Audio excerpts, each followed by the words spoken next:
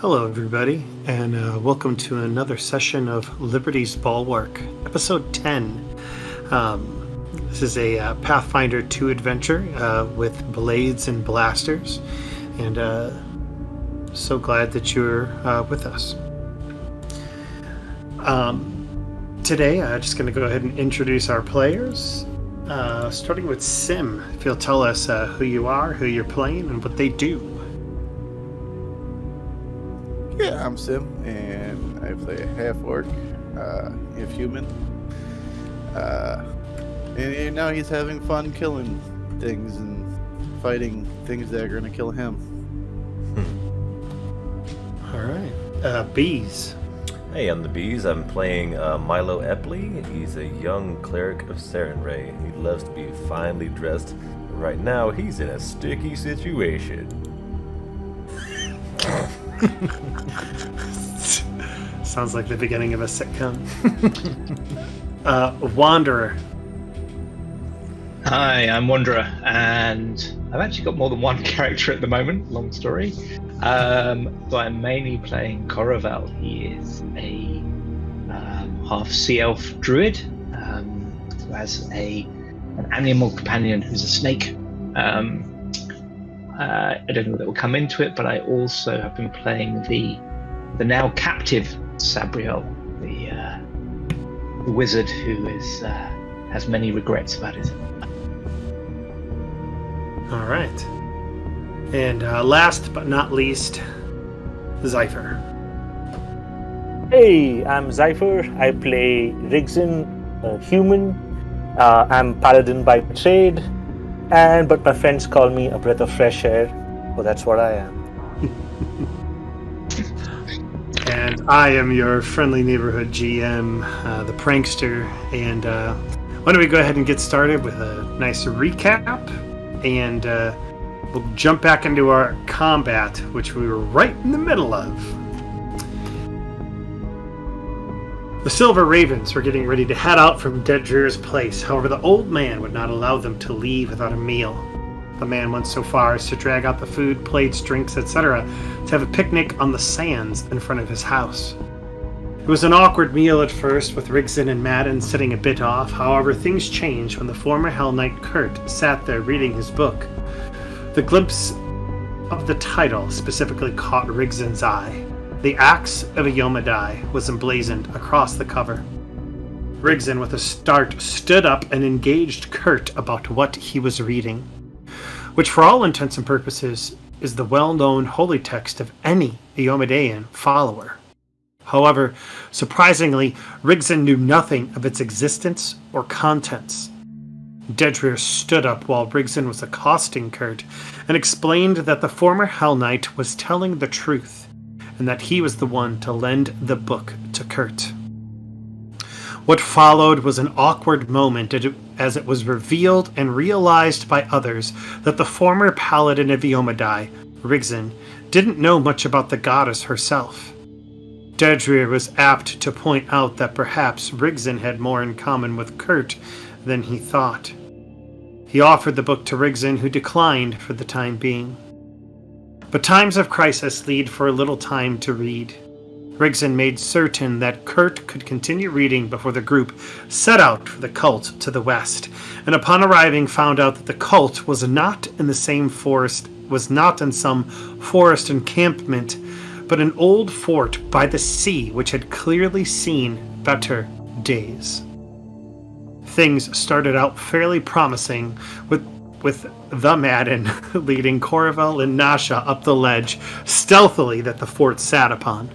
He himself sneakily killed one combatant with a javelin, but unfortunately, as the rest of the party joined them on the ledge, things went awry with an errant grappling hook throw.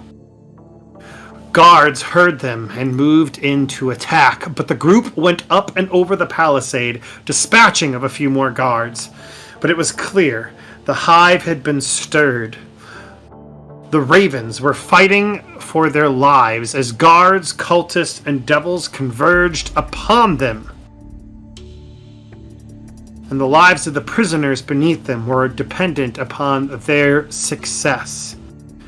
Unfortunately, to complicate matters in an already sticky situation, a devilish-looking woman came out of the building, one building in the fortress, and joined the fray.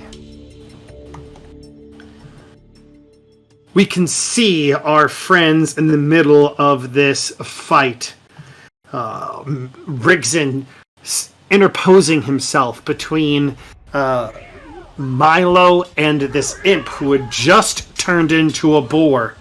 Madden doing his best to hold down the western front, but unfortunately enemies were pouring in.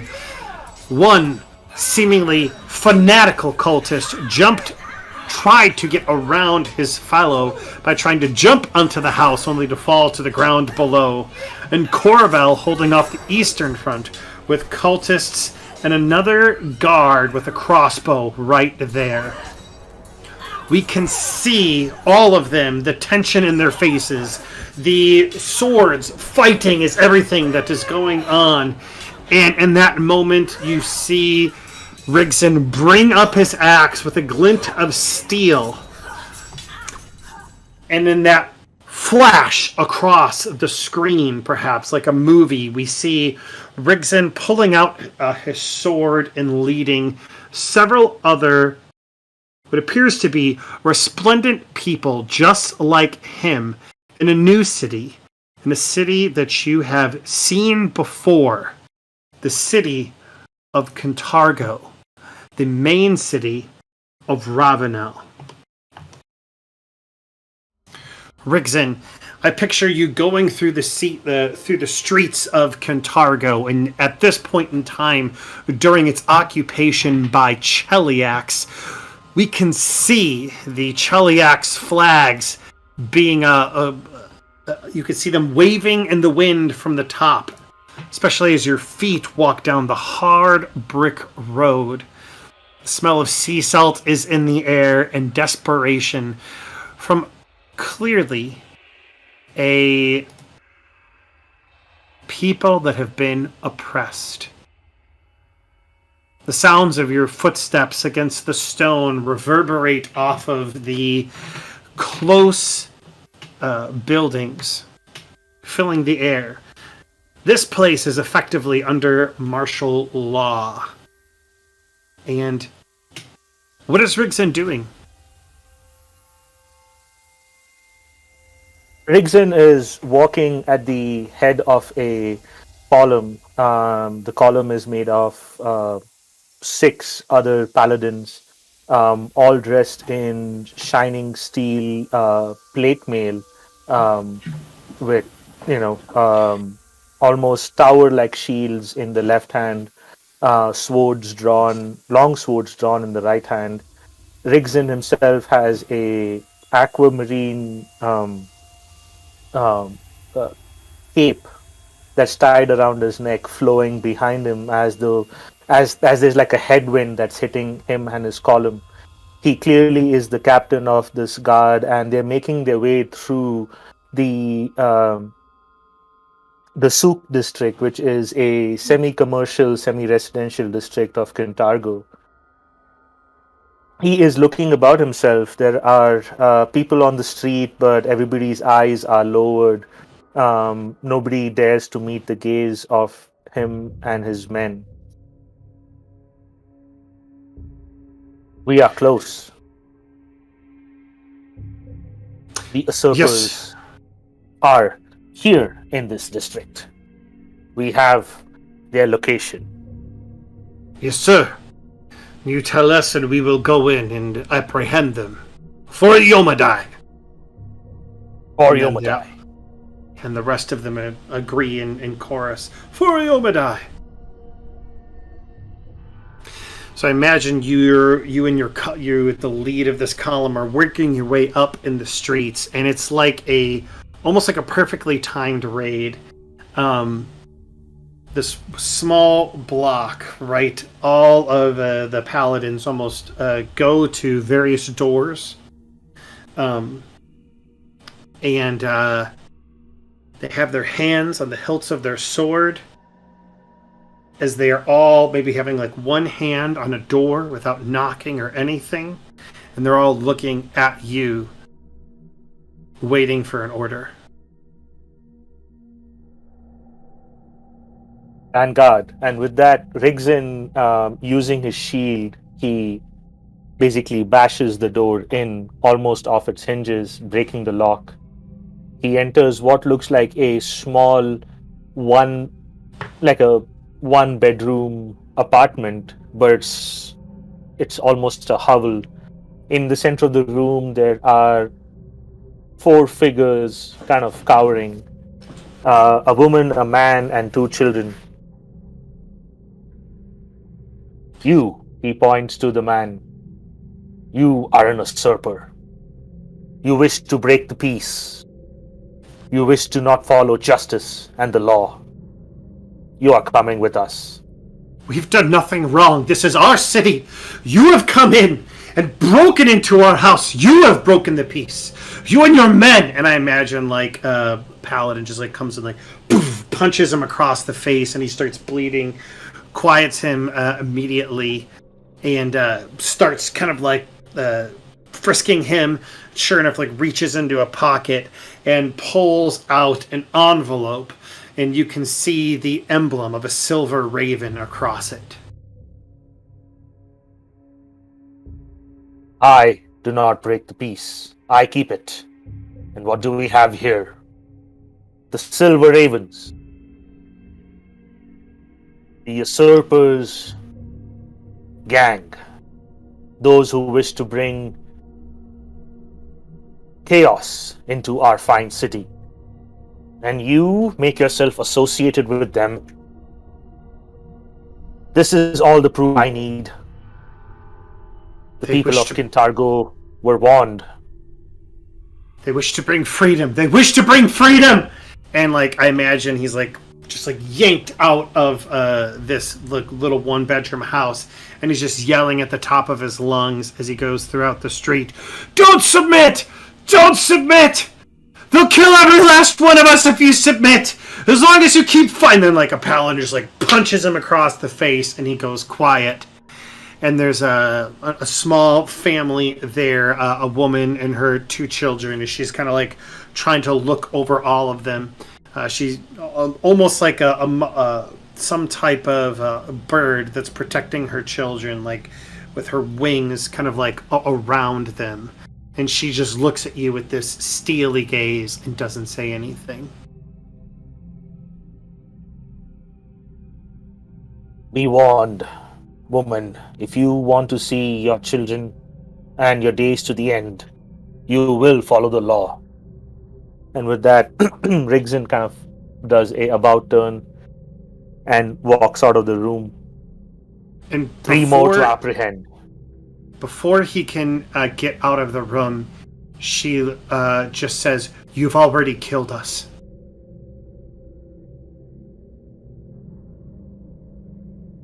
Rigzin, we are already dead.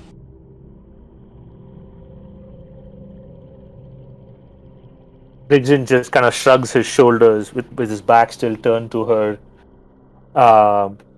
not paying much attention to her words, thinking she's talking about the fact that her husband has been taken away. He walks out, sees the rest of his men, throw this one into the cart that was following us, and kind of behind the column there was like a cart with a, it's like a jail cart, you can say, pulled by a horse, just so that they can transport these prisoners to the main, holding area. Yeah. The main jail.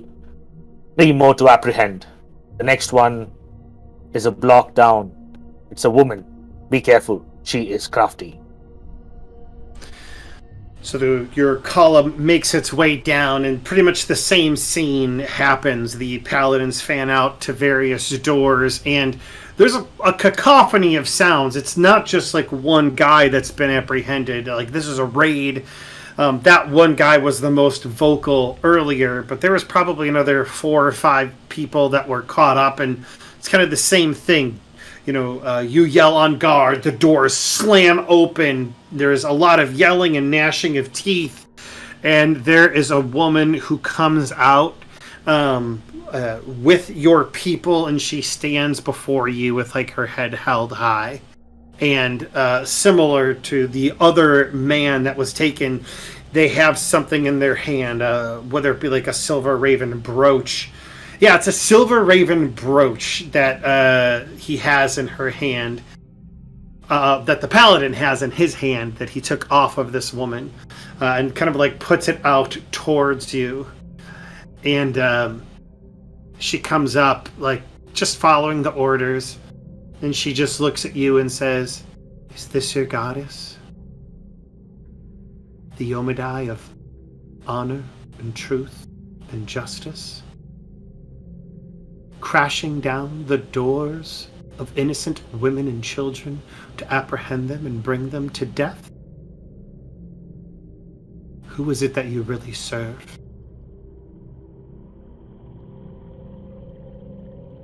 What do you know about justice, law, and Yomadai? You are an usurper. The proof is in my brother's hands, a brooch of the silver ravens. And I imagine she does that thing where she kind of like pushes forward, even though her hands are bound behind her deck, or her hands are bound behind her back. And she says, "I know this much. I know justice doesn't involve breaking down the doors of the innocent and consigning their families to death. I don't know what you know, Paladin," she says with contempt in her voice. "But you have just signed the death warrants of those who you think have broken the law, as well as those who are innocent and have done nothing to break it." And I do not know what propaganda you have heard. We are not murderers. We are here to apprehend you in the name of Kintargo, in the name of the laws you have broken by fomenting chaos. Your family will not be hurt by us, and you will not be killed or murdered. You will be tried. Like all lawful citizens, you will be tried for your treason and for your... He kind of almost holds himself back. For your crimes. If any harm comes to your family, it will be because of their actions. If they are peaceful, then so will my men be peaceful as well. She just starts laughing. Propaganda. You say we follow propaganda when you're the one visiting the sins of the father upon the son. And then at that point, a paladin just kind of like pushes her out of the way. He's like, "You don't need to deal with this, captain," and like brings her up and like puts her in, just like throws her into the equivalent of a paddy wagon. And she says, "Just you wait, paladin. One day you will see the gravity of your sin and the consequences of it." And then the door's like closed, and you just see this haunting glare in her eye as she's looking at you, and the paddy wagon is kind of like pulled off. Rigzin kind of stands there a little dumbfounded. Two phrases kind of catches him off guard. The sins of the father visiting the son.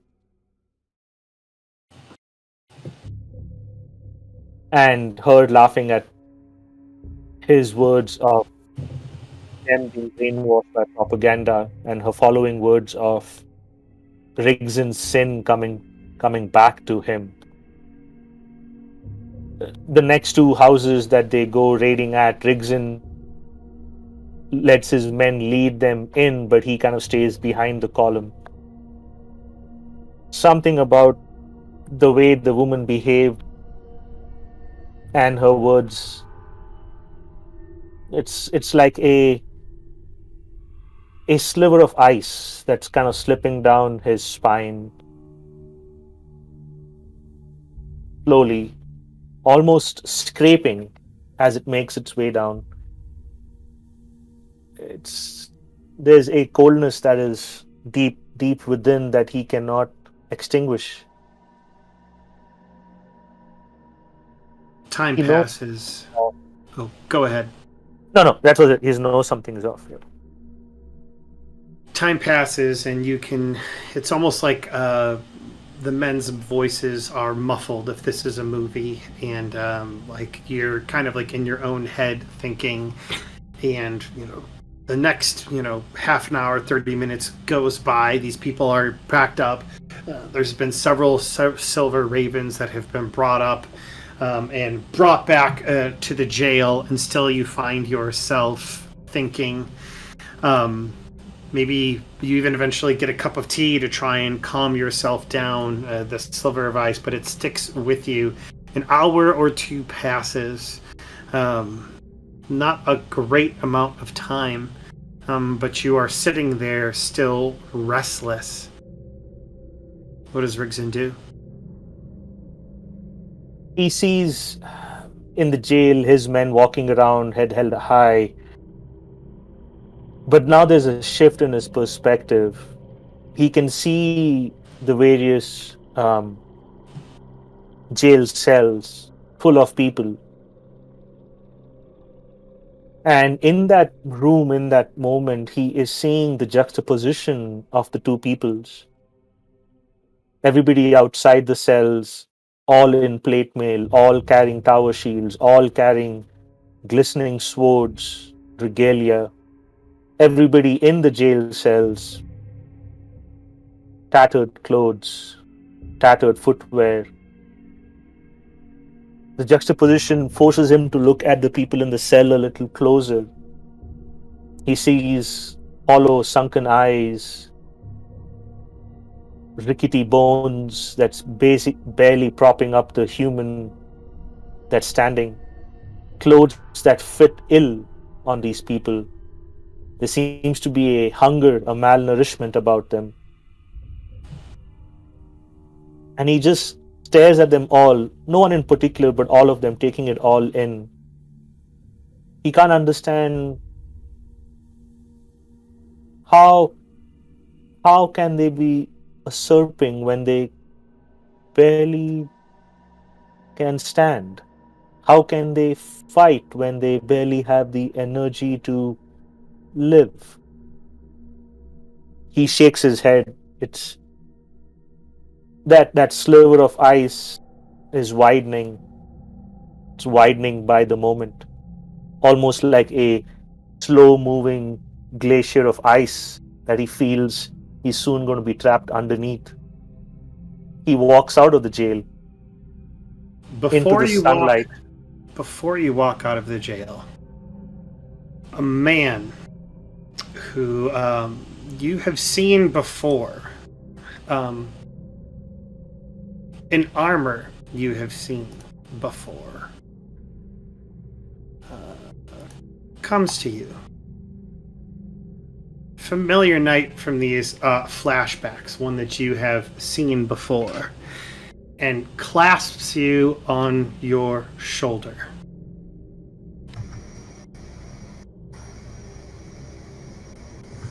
Son, you have done well today. As he slowly turns you around. It is the goal of any in your order to become a Hell Knight. It is the next step. And sure enough, the man takes off his helm, kind of like tucks it under his shoulder, almost like we saw 2 flashbacks ago with Rigzin. His in father, the temple of Asmodeus. In the temple of Asmodeus, and even at home when he was just a child. The armor changed. But this face underneath the armor is still the same. And when he takes the helm off, his voice becomes far less imposing. You've done well today, Rigzin. I look forward to your continued work. Soon you will be like me. And like others in our family. And he smiles at you.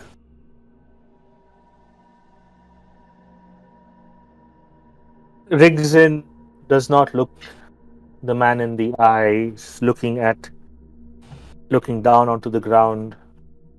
He nods, doesn't say anything. He is worried he might betray this tumult of emotions that he is feeling inside of him. He nods again, waiting to be dismissed.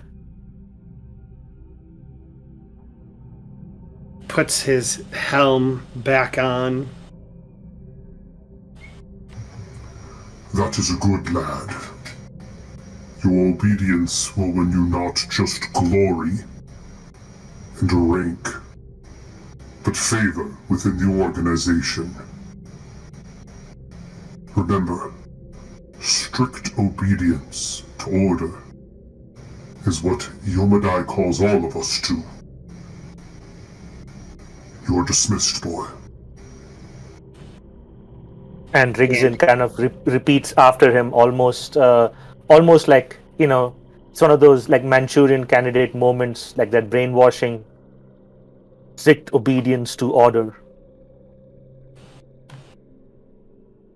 The Hell Knight just Strict nods. Obedience to order. Just nods, affirming you, kind of like grasping your shoulder. And he says, "Ah." I have something to attend to. And he walks off towards the prison.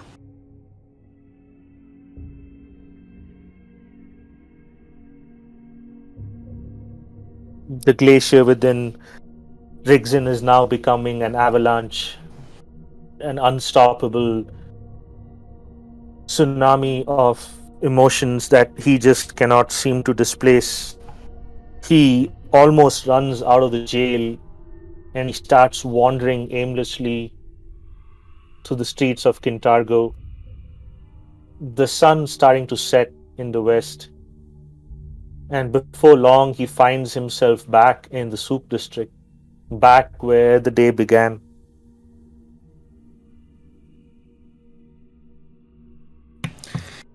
Rigzin, you see the various homes that your groups raided, and something catches your eye. Through one of the windows, you can see that maybe some of the furniture is turned awry, not quite where it was left.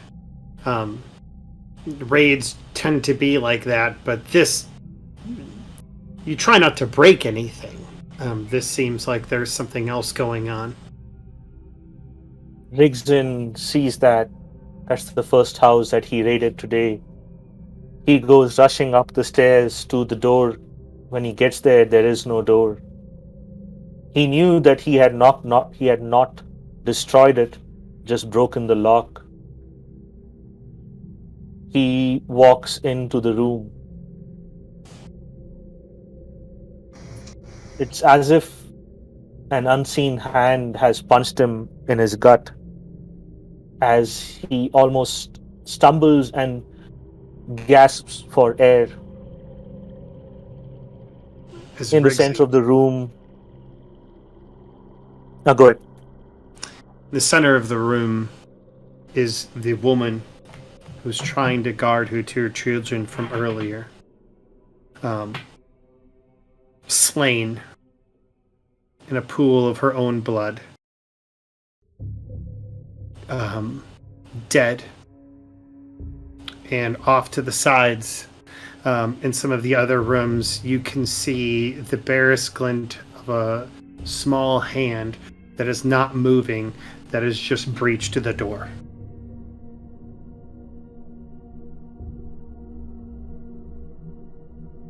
Rigzin just stands there, flabbergasted. In his mind, he's thinking,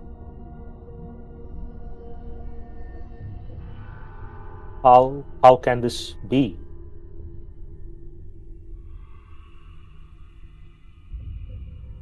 They were safe when I left.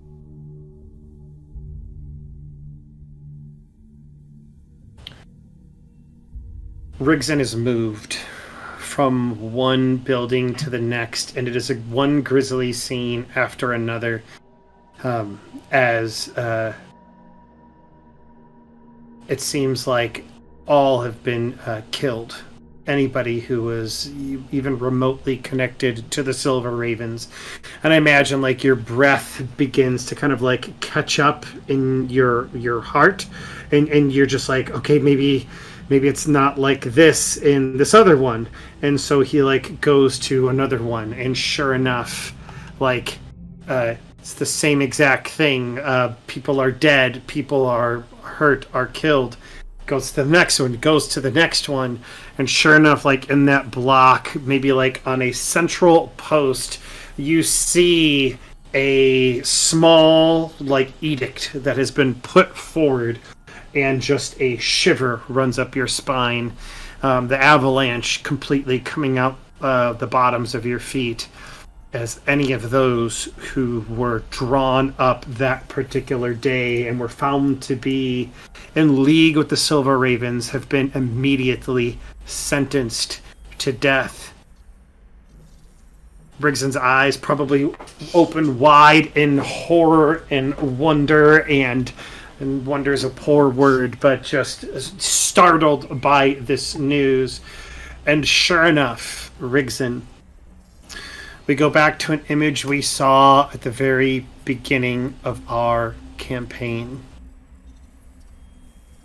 An execution with people who have been essentially like put on these huge spikes, if you don't recall. And I imagine as you were storming that castle, it was the same face. One of the victims was the same face of the woman, as she locks eyes with you in a dead stare that just does not blink. We come back to the present as your party is in the midst of fighting for your life. Their lives. All of you taking up as many arms as you can to be able to fight back, to do everything you can to fight back against Cheliax. This cult, which is apparently doing everything within their power to try and keep people enslaved.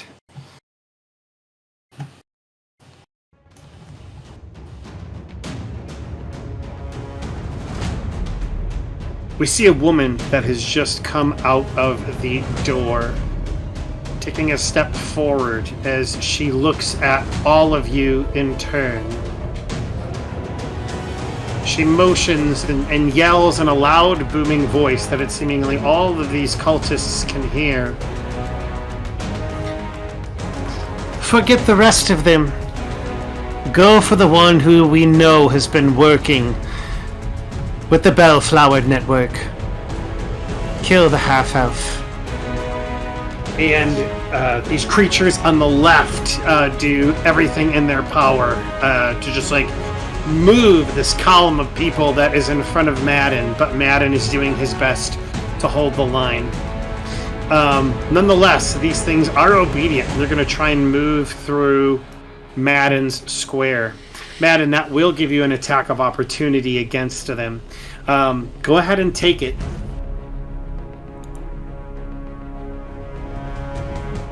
Okay.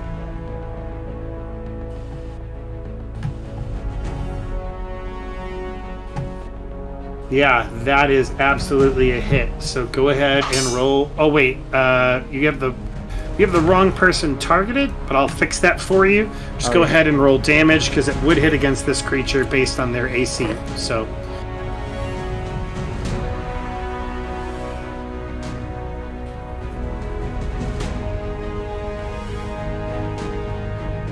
Nice. Okay, you hit this thing super hard, and it just goes oh, as it kind of like screeches out in pain. That silver weapon you have, though, pushes through, even though you know that they might be more resilient towards that attack. It stops there and attempts to just attack through Nasha, to get Nasha out of the way. Let me make certain I've got the right one here. Oh, I don't. I need to go up 1. Okay, it is going to go ahead and make its attack against Nasha. It is just a claw attack. That'll be a 16. Misses as the snake deftly dodges to the side. This thing continues to push on as well. They are not smart. And it will also push through Madden's square. But he's already used his attack of opportunity. So you're just like being overrun, I imagine, as these creatures are pushing through you, Madden. You're doing your best to valiantly fight back, but these things don't really care. It's going to go ahead and attack Nasha, or attempt to attack Nasha. 17 is a miss, as Nasha continues to ninja it up and dodge to the side. It is the human in front of Madden. It has its crossbow out. As a free action, it is going to drop the crossbow. It sees its opportunity and grabs its club while Madden is focused on this other one and brings it up to attack Madden, bringing down its club on top of him. That is a 26 that will hit Madden for 6 points of damage from that one attack. Third action, it will attack again. Its first action was pulling out its weapon. Third action is a natural 20. That will deal double damage to Madden. 14 points of damage to Madden as he takes a huge hit, probably distracted from this thing that just pushed through, and he gets clobbered, like picture right across the face. That is his turn. Corval, it is your turn, and you just heard this person cry out. This devilish woman. Wanderer. Are you muted, buddy? Wanderer, are you there? Discord chat. Okay. Let's see here. Can you hear me now? Yes, sir. Yes, we can. That was very weird. Microphone crapped out.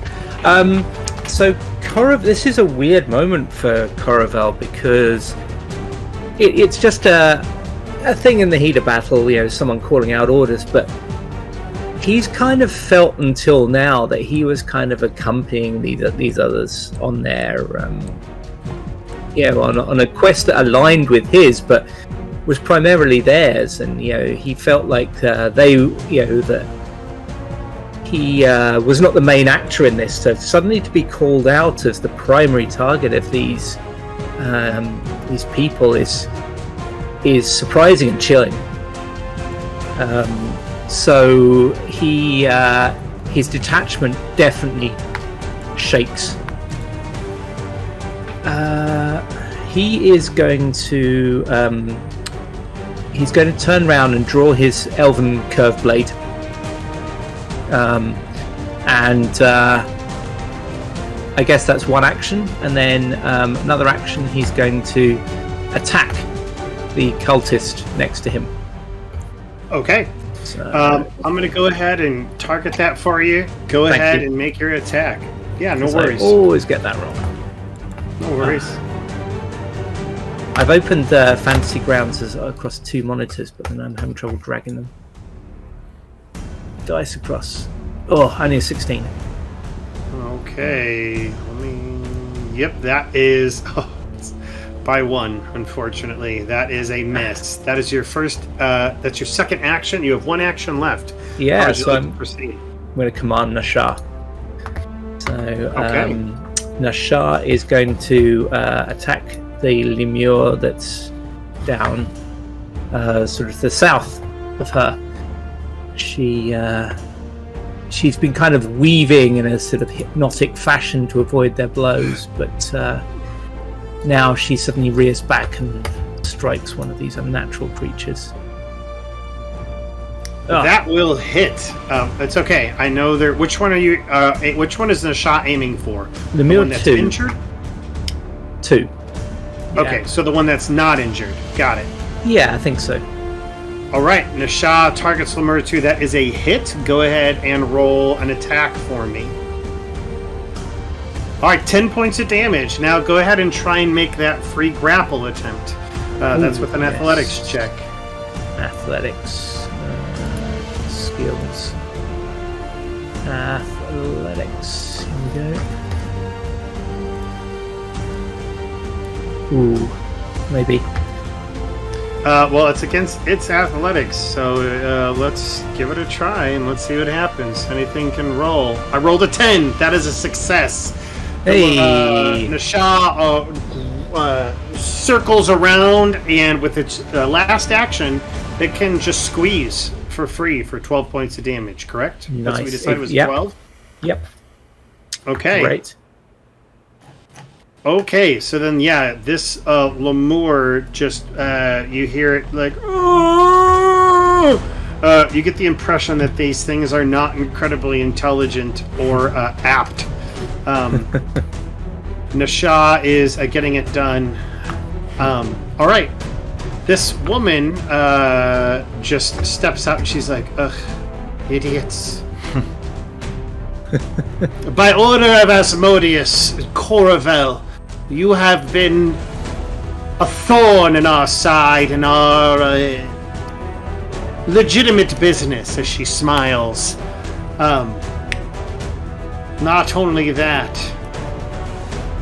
but we know some of your deepest, darkest secrets, as she begins to levitate and like fly up into the air, not too terribly far away from you. We must put you down for the sake of business. She smiles. I need you to roll a. Actually, I think I can just roll this for you, my friend. Cool. Oh, is that just something that automatically happens? Oh, yeah. Oh, okay. So I need you to make a what is your will DC? Does it say? Or is it just? I've I'm got assuming- will plus 11. I don't know if that's. Yeah, roll me a will save, and she's going to make her own check to see how successful she is. I rolled a natural 1. It's okay. I rolled a natural 2. But I got a total of a 16. She begins to like enumerate a bunch of alleged crimes against Chiliax and Asmodeus himself, and you feel like this chill come through you. And as she levitates, she gets up to you, and she takes out this cane and just tries to bring it down upon you. So let me go ahead and make that attack. Does a I adapted this character. It's actually a 17. Does a 17 still hit? No, it does not. Okay. 19. Okay, good, so good she thing it just... wasn't a 19. Yes, she just barely misses you. And so that is her whole round. But she continues like talking about all of these terrible things that you've done. It's this guy's turn. He saw what happened to his buddy, so he's just going to reach into his robes, action 1, and then throw his dagger at Madden, action 2. So let's see if that hits.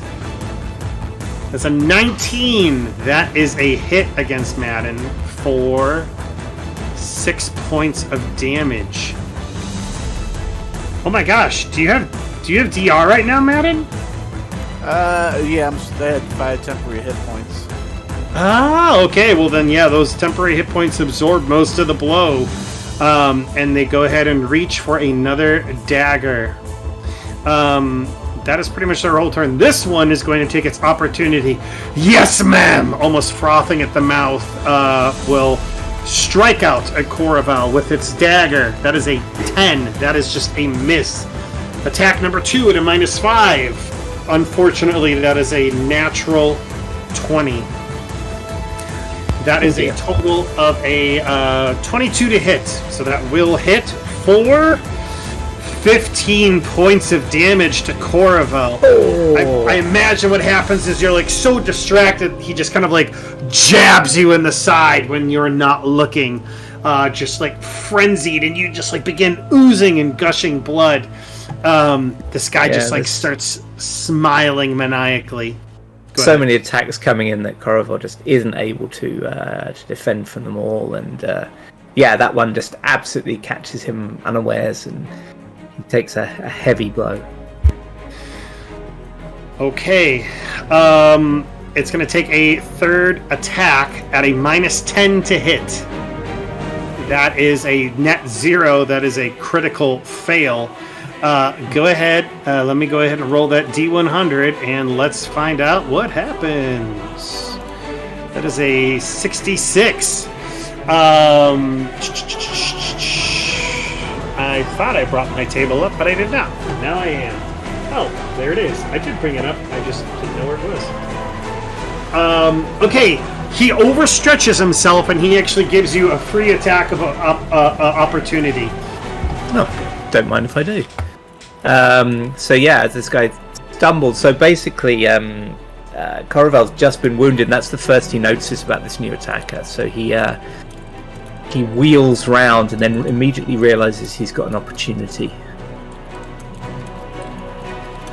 And 14. Unfortunately, that is a miss as he steps out of the way. Okay. It is this guy's turn. He is loading his bow, and he is shooting his bow at Coravel. Yes, ma'am. Taking a shot. Oh my god, it was on an 8 that rolled to a natural 20. Okay. Ow. Good lord, 2 nat 20s. 11 points of damage. Not terrible, but Coravel is hurting. Badly wounded, yeah. Takes his final action to reload. And it is the imp's turn. Before it is the imp's turn, Milo, I need you to roll me a perception check. Okay. Over here just like, oh man, I'm so over this. The defeat in your voice is palpable. 26. I imagine the sword that you had sheathed and are carrying around for Rigzin, it begins, you feel it trying to pull off of you in Rigzin's direction. No fun. It is the imp's turn. The imp is now up against a Rigzin and no longer up against Milo. Target, and here it comes in its boar form with its tusk attack. First attack. Does a total of a 25 against Rigzin. That will hit for 4 points of damage. Not terrible. It will take a second attack against Rigzin with a -5. That is going to be a total of a 7. What is your AC, Rigzin?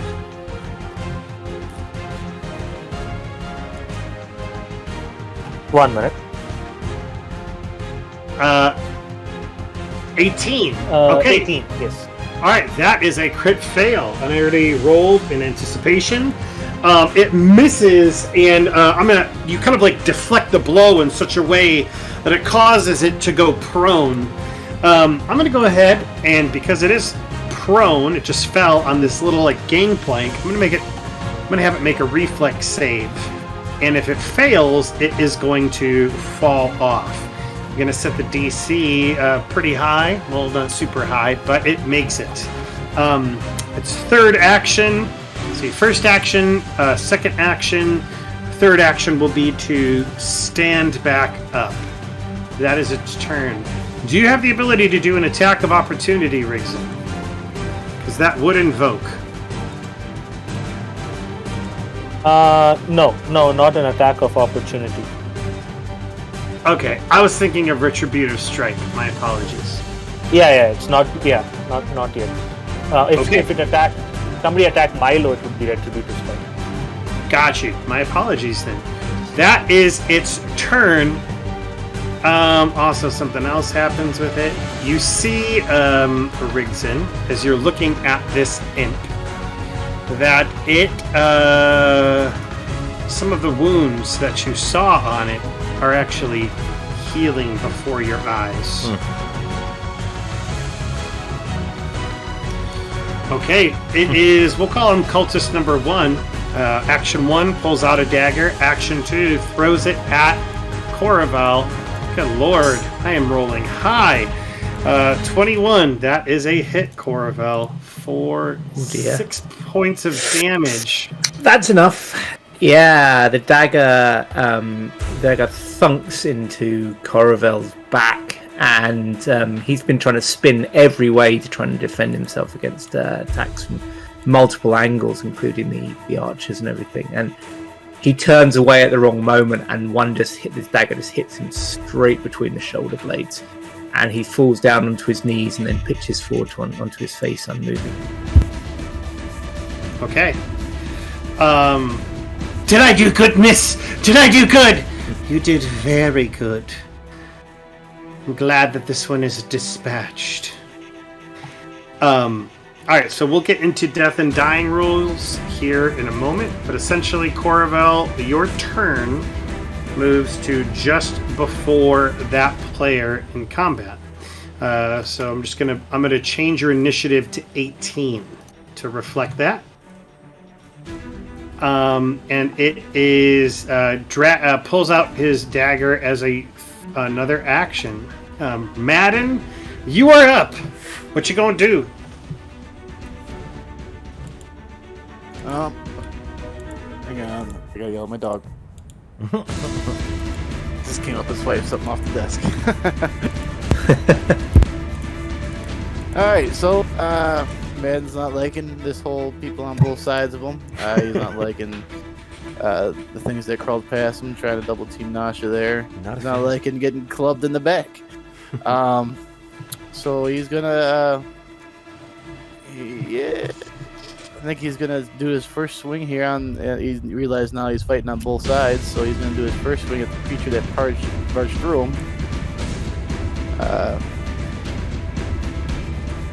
Okay. Sweet. Go ahead and make that attack. Yeah, he feels like he's got to hold the line, and those going by ain't gonna hold the line down. You know what I mean? Like so. Yeah.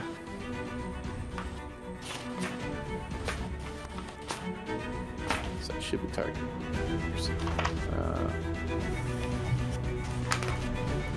Yeah. All right.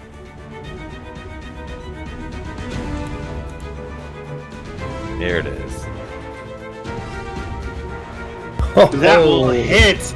You know what, dude? This thing has 3 hit points. You left. You absolutely obliterate it. Do me a favor, though. Roll a D100 just in the event. It gives you an additional bonus.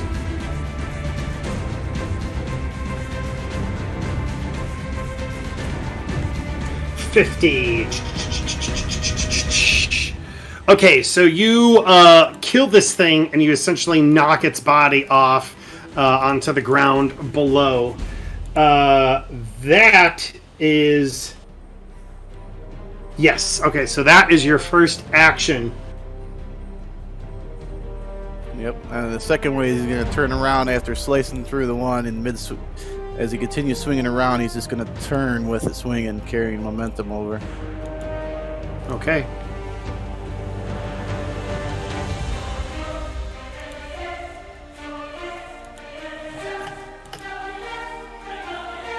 That's against each one, but I'm just going to delete Lemure 1.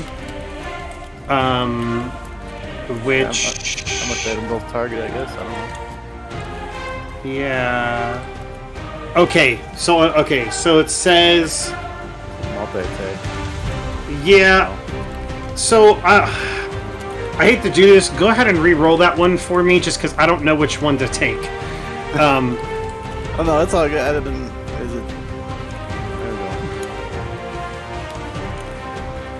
go. So Critical miss. Wait a second. That's your second attack, so it would have been a... It would have been +5. Okay, so it would have just been a 6. Okay, so it still would have been a critical miss. Okay, let me go ahead and roll that percentile. D100. That is a 32. Your weapon is knocked out of your hands. He comes up and meets the blow in such a way, and your grip is just not prepared for it. I'm gonna do the same as I did with the lemur because you're on this gangway. Go ahead and roll me a reflex save to see if you can keep it from falling off onto the ground below. You are able to grab it, it gets knocked out of your hand, and I'm going to say that's your third action if you're okay with that. You're able to grab it before it falls off and it's still in your hand. Yeah, that'd be fine. Okay. Rigzin, you are up. Rigzin, Milo would tell you, the sword, it cost you now. It's not my axe turn, but I imagine flavor-wise, I would... Absolutely. At least, and it's in such a place that Rigzin could just grab it if he wants to. Yeah. Okay, so before I jump into RP, some OOC questions. Sure. If I'm not mistaken, Frank, I chose Blade Ally as my divine ally. Mm-hmm. And in that, one of the things I chose was shifting.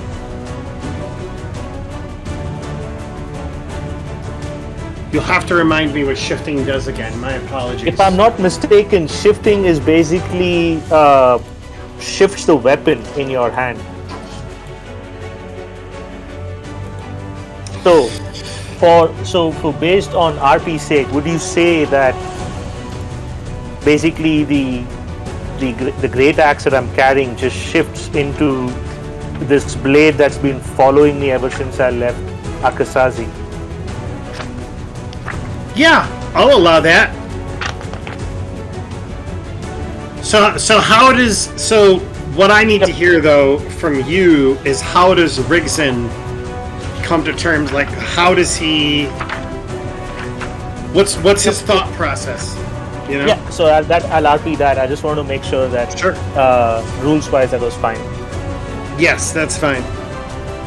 Sweet. Okay. If while I'm doing that, could you just do me a favor? Can you modify my sheet to add that in there? Right now there's a great axe. If you could add the silver longsword. Sure. No, silver great longsword, not a great sword, longsword. Yeah, I accidentally started to write longsword. My bad. Sweet. Cool. So into our. So when the battle started, Rigzin was already in a lot of internal turmoil based on what Deirdre told him, what Kurt discussed with him, and throughout the journey to this point, he has been kind of in the motions. When this battle started as well, he's just been swinging his great axe almost with no focus. It's like he sees someone, he swings it, but it's almost like he's in a trance surrounded by a fog. And for a moment he, zones out of the entire carnage that's kind of unfolding around him. And he remembers the day this, where Kintargo fought for its freedom. He remembers the evening where he rushed into the houses of the people he had arrested, seeing the destruction caused by the Hell Knights and the followers of Asmodeus. He remembers rushing into the streets, rushing towards the jail, finding it empty and none of the prisoners there, and then finally rushing towards the Asmodeus temple to see what had been unfolded on the people of Kintargo. And as all of this is kind of, almost like rushing through his mind, all these memories, there is a bright light that he catches in a plane that he cannot understand. He looks down at his hands, and the bright light is emanating from what he's holding in his hands. he sees a great axe for a moment, the great axe that he's been using, and then there's that shimmer as the bright light is almost like a mirage on a hot summer's day over baking sand, and the shimmering stops, and in his hand is the silver sword, the same silver sword that's been flying almost behind him, almost wanting to be with him all this while. And in that moment, he truly understands what Deirdre was talking about Yomadai, that it is not obedience at the cost of everything that is the teachings of Yomadai, but it is the redemption of those who are worthy and those who stand by their friends even in the face of unsurmountable odds.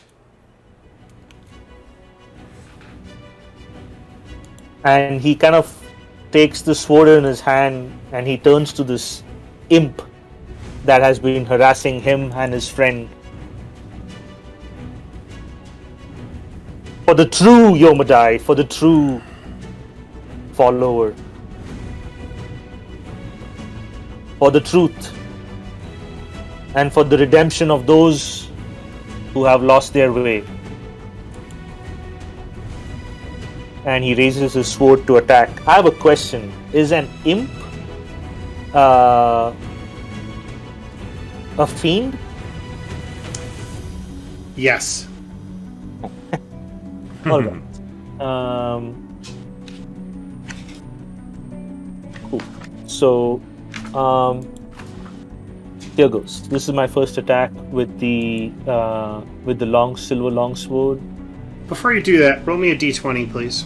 Oh, sure. You can roll it afterwards. That's fine. Roll me the d20. Sure. Okay. Continue on. Yep. So that's 22 to strike hit. Sorry. this thing. Yeah. Yeah, you hit this thing hard.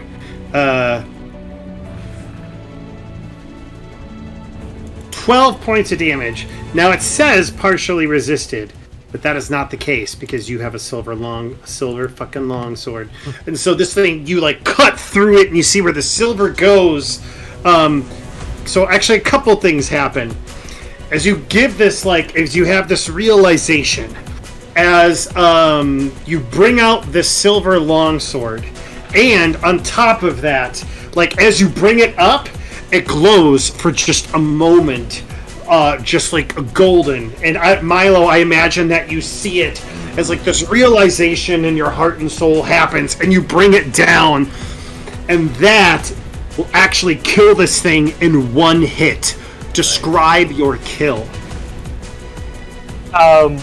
So Rigzin raises the sword above his head. He still feels like this light emanating from the sword.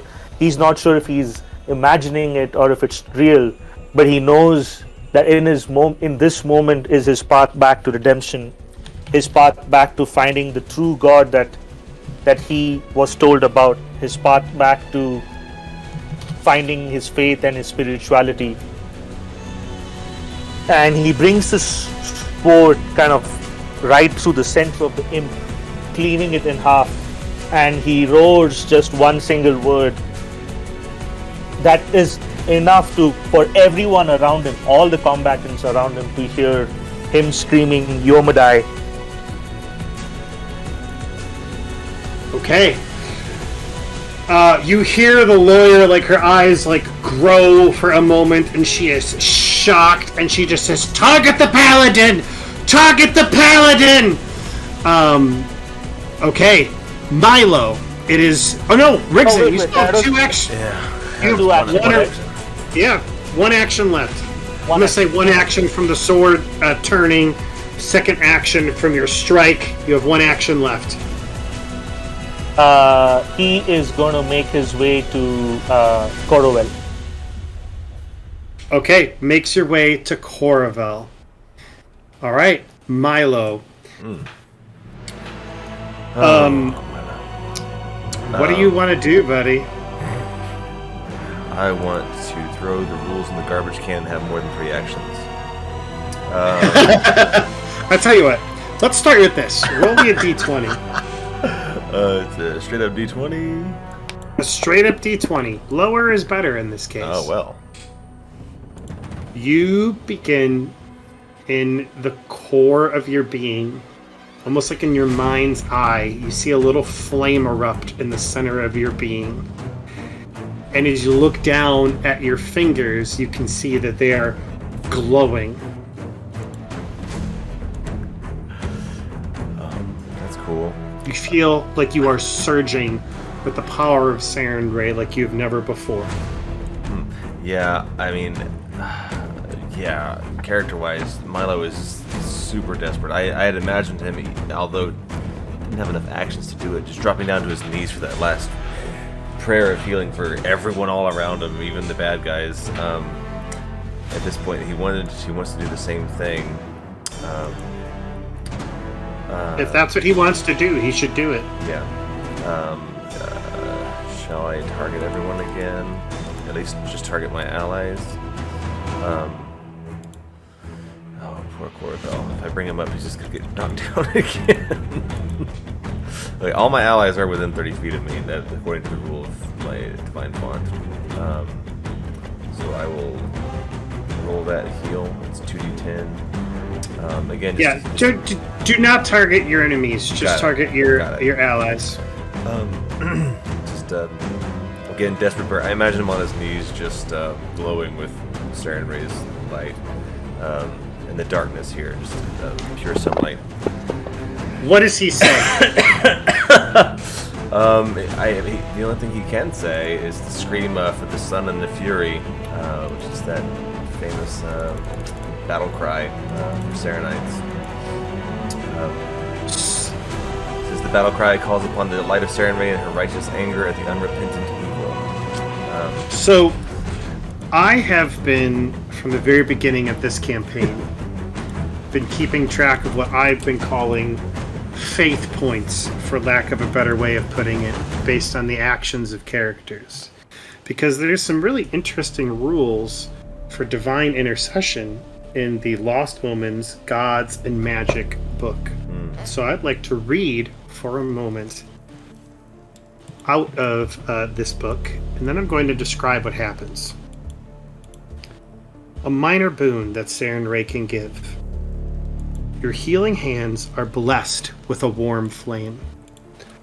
Once, when you heal another creature, instead of healing it for the normal amount, you heal the creature to full hit points, no matter how much damage it has taken. Oh, wow. Saren Ray typically grants this boon in extremely consequential circumstances. I imagine what happens is a supernova of holy golden light that erupts from Milo. As it erupts, it turns into tendrils that pierce the very beings of Nasha, of Madden, of Rigzin, of Coravel, and finally come back into Milo himself, as all of you are healed up to full. That's awesome. Whoa. I was so upset because I used so many of my spell slots healing that Death Knight, or that Hell Knight, before we even came here. Yeah, That's yeah, awesome. and honestly, and that added to your faith points that I've been tracking, because there's no rules for when to do these boons. Sure. I've been trying to figure out how, unless you think this is something I'm pulling out of my ass, Well, I can actually show you. If you are, it sounds legit. You're a good liar if you are pulling it out of your ass. So yeah, I love it. That's awesome.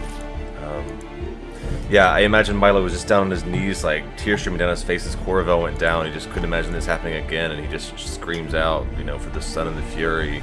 Just a huge beam of burst of light all around him in the darkness. It's awesome. Coravel, your eyes open.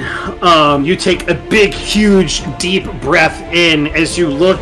The daggers have been pushed out of your body. And you are still prone, mind you, but you are, you kind of like, I imagine, like, check your body really quick, and where there should be holes, there's none. Milo, that is your turn. these prisoners are just like, I imagine, like in the back of this, they begin singing a hymn to Saren Ray, and that's kind of like the backdrop to everything that's going on. Nice. It is Cultist 2's turn. That's the one that fell down. He's like, son of a bitch! And he's just going to start running. That's one action.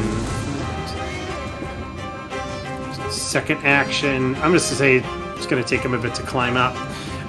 This one is going to attempt to claw at that which has grabbed her. Natural 20 to hit for a for 6 points of damage to Nasha. I'm going to need an athletics check as this thing tries to struggle out of Nasha's grip. Wanderer, please roll me an athletics for Nasha. Okay. I got a natural 20 from this guy. Oof. Okay. Athletics. Here we go. Oh, 25 to a 23. Nasha's grip is broken. That's action 2. And this thing is going to follow its previous order, which is to just get by. But I don't think Nasha has an attack of opportunity, so it's just going to keep trudging forward. That's as far as it gets. This guy takes a step back from a newly emboldened Madden, a flavor step back, but then brings down his club on Madden with everything that he has. Natural 1. That is a crit fail. Prankster, did Nasha get that 5 wounds after the healing?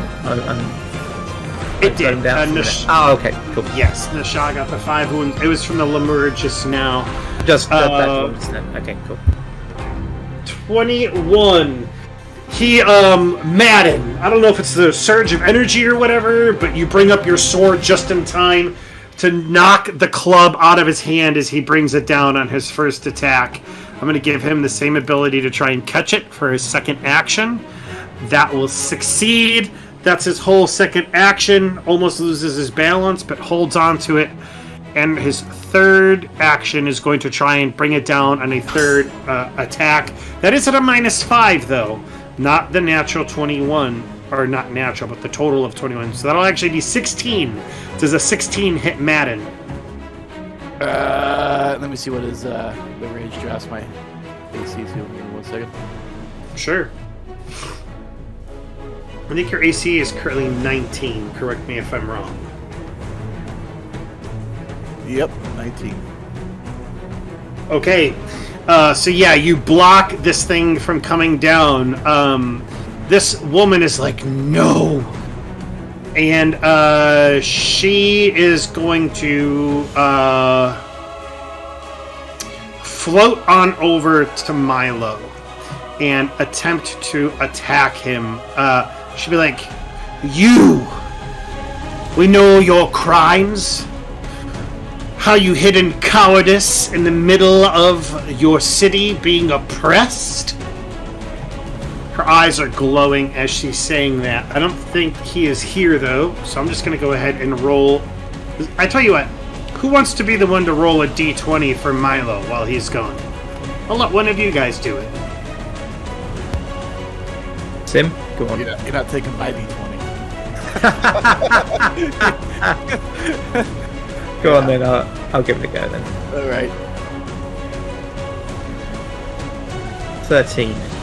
Okay, that is a 13 plus his will, so that is a total of a 24. If you guys will hold on to that number for me, I would appreciate it. And I need to roll a check from this lady. 22. Whatever she says is not getting through Milo's heart. I imagine he. I'd love for Brandon to be inspired. Yeah, I imagine that he goes from kneeling to standing up, proud and tall against this woman, but she will still try and beat him with her cane. So, Old Hickory. Oops, that's against Coravel. My apologies. That would Force of habit, was that? Yeah, force of habit. That will hit Milo, though, for a total of a 22. And that is going to do 7 points of damage to Milo. And for her final action, she will attack him again. So be at a total of a net 5. That's a total of a 20. That will also hit Milo for not a crit. I don't know why I did crit. Oh, because it's over 10 with the unadjusted values. So I'll only do 4 damage. So I'll take away 5. Okay, so she's just wailing on Milo with this cane. It is not Nasha's turn, because Nasha goes on your turn. Cultist 3. God dang it. Just gonna stay back there and keep trying to throw daggers at Madden. Already has one in its hand. 21, that will hit Madden for 8 points of damage. Grabs. Second action is to pull out, and then to throw. This is at a -5, so that is a total of an 8. That is a crit fail. Let me go ahead and roll that. 52. He slips comically and falls on his buttocks. Okay, Cultist 4 is up. It sees Coravel's eyes open, and it's going to go ahead. He brings down his melee weapon. This will actually give him a +2 to hit. That'll be a 19 to hit Coravel with the adjusted value, which I believe does hit. Yeah. Here we go. 5 points of damage on the first attack. Second attack, frenzy in their eyes, just continues to try and stab you. Natural 20, I can't believe it. That will be 15 points of damage to Coravel. His eyes just opened, and he's just being like stabbed by this like frothing cultist. -10 on the final attack. That is going to be a miss, a critical miss. Let's see here. That is going to be... okay, so I imagine, like, first one just, like, slashes you. Second one stabs you in the shoulder, Coravel. The third one, like, you grab his wrist and, like, kind of, like, wrench him into, like, wrestling and knock him prone at, because of his crit fail. And he ends the turn on the ground. Okay, it is this guy's turn. He is going to draw his crossbow and attempt to... he's going to follow orders and attempt to target the paladin. Here comes the crossbow attack against the paladin. That is a 21 to hit. 4. Only 2 points of damage. Draws. Coravel, you are up. Okay. I think that's actually what I need to do. I need to be up. So I'm gonna stand up. Is that movement or an action? That is one action. Okay, so stands up. And then hopefully I've still got my sword to hand. Either I can kind of grab it as I'm standing up, or I might still have it. And I'm going to attempt to stab this cultist that's been stabbing me. All right, and he's on the ground, so he will take a minus, or he will take a minus to his AC, or a bonus to your attack. It comes out the same. Go ahead and make your attack. Yes, that will. Ooh, that actually might crit, based on the fact that you get the bonus. He's gonna, yeah, that will crit. Go ahead and roll me a D100. Excellent. So let me just remind myself how to do that. Roll a D100. Oh, right-click on the D10, and you'll see a little percentage in the top left corner of the radio menu. Got it. There we go. Hopefully. Did that do it?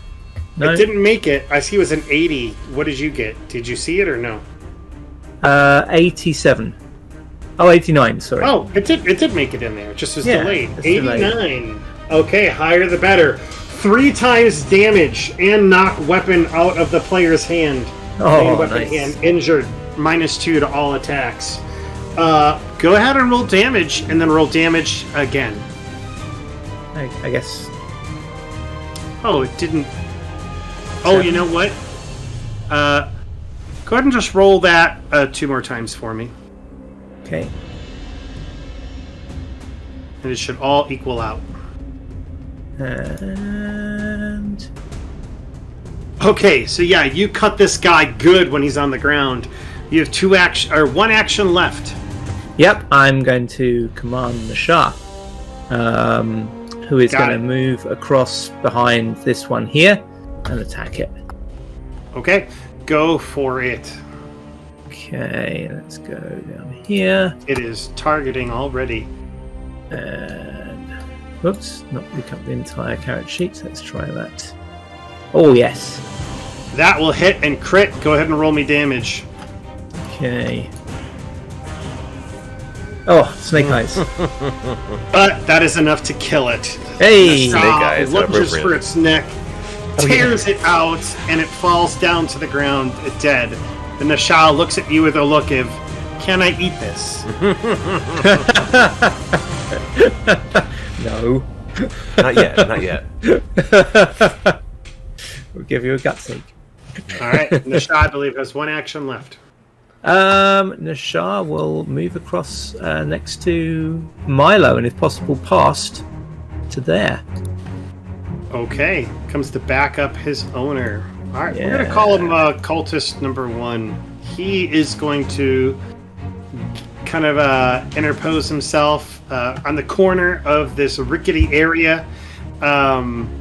And that's action 1. Action 2 is with his pulled out dagger, attempt to make an attack, a melee attack against you. That is a 15. That is a miss. And then the next one will be at a -5. Oh my god, another natural 20? Are you shitting me? What the hell? Oh, I Okay, should have healed. Oh, okay. we'll see. 11 points of damage to Coravel. Coravel is bleeding from multiple wounds, but staggered as he is, barely on his feet. He is still on his feet. 1 hit point. Oh my gosh, 1 hit point. All right, Madden, you are up. It is the hero's turn. Alright, Madden's getting tired of fighting this human, so what I want to do with him, I want to body check him off the gangway, but not the way towards the houses, but the ways towards the outside of the palisade. Okay, I'll allow it. Go ahead and roll me like an athletics check. I'll do an opposed athletics check.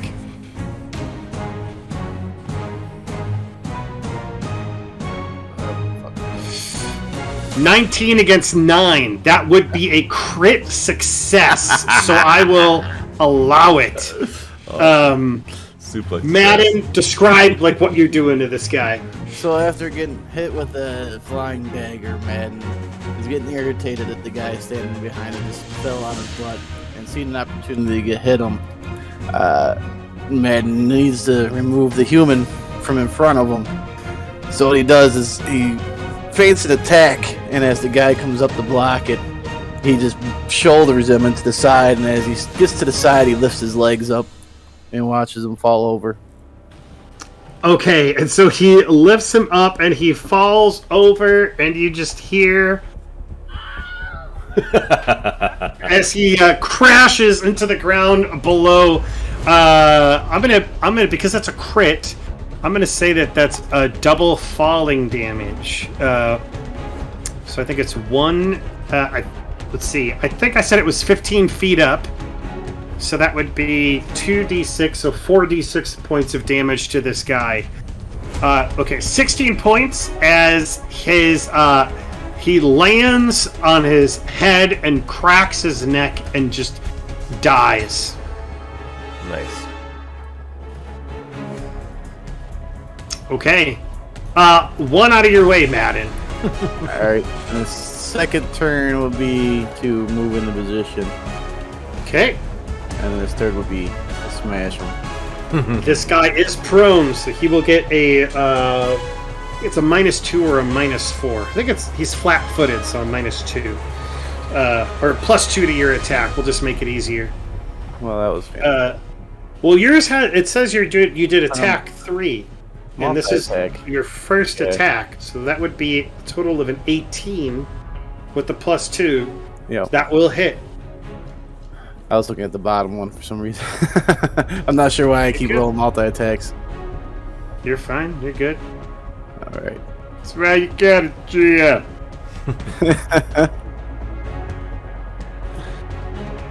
Oh, I was on that 11. All right, 15 points of damage. Yeah, this guy is hurt from you just like slashing across his chest, but you see his like eyes grow. He enters some type of crazy cultist frenzy. That is your turn. Oh, wait. Yes, it would be. Does that factor in your additional 2 points of damage from raging? I think it. Maybe it doesn't say it in the thing. Effects +2. Okay, yes, that does. But you know what it didn't affect is the +1 damage from your silver greatsword, which you should be getting. Well, I have amended that for the future, and I will go ahead and amend that for now. That is just an additional point of damage, but hey, it all matters. Okay. All right, Madden, that was your turn. Rigzin, you are up.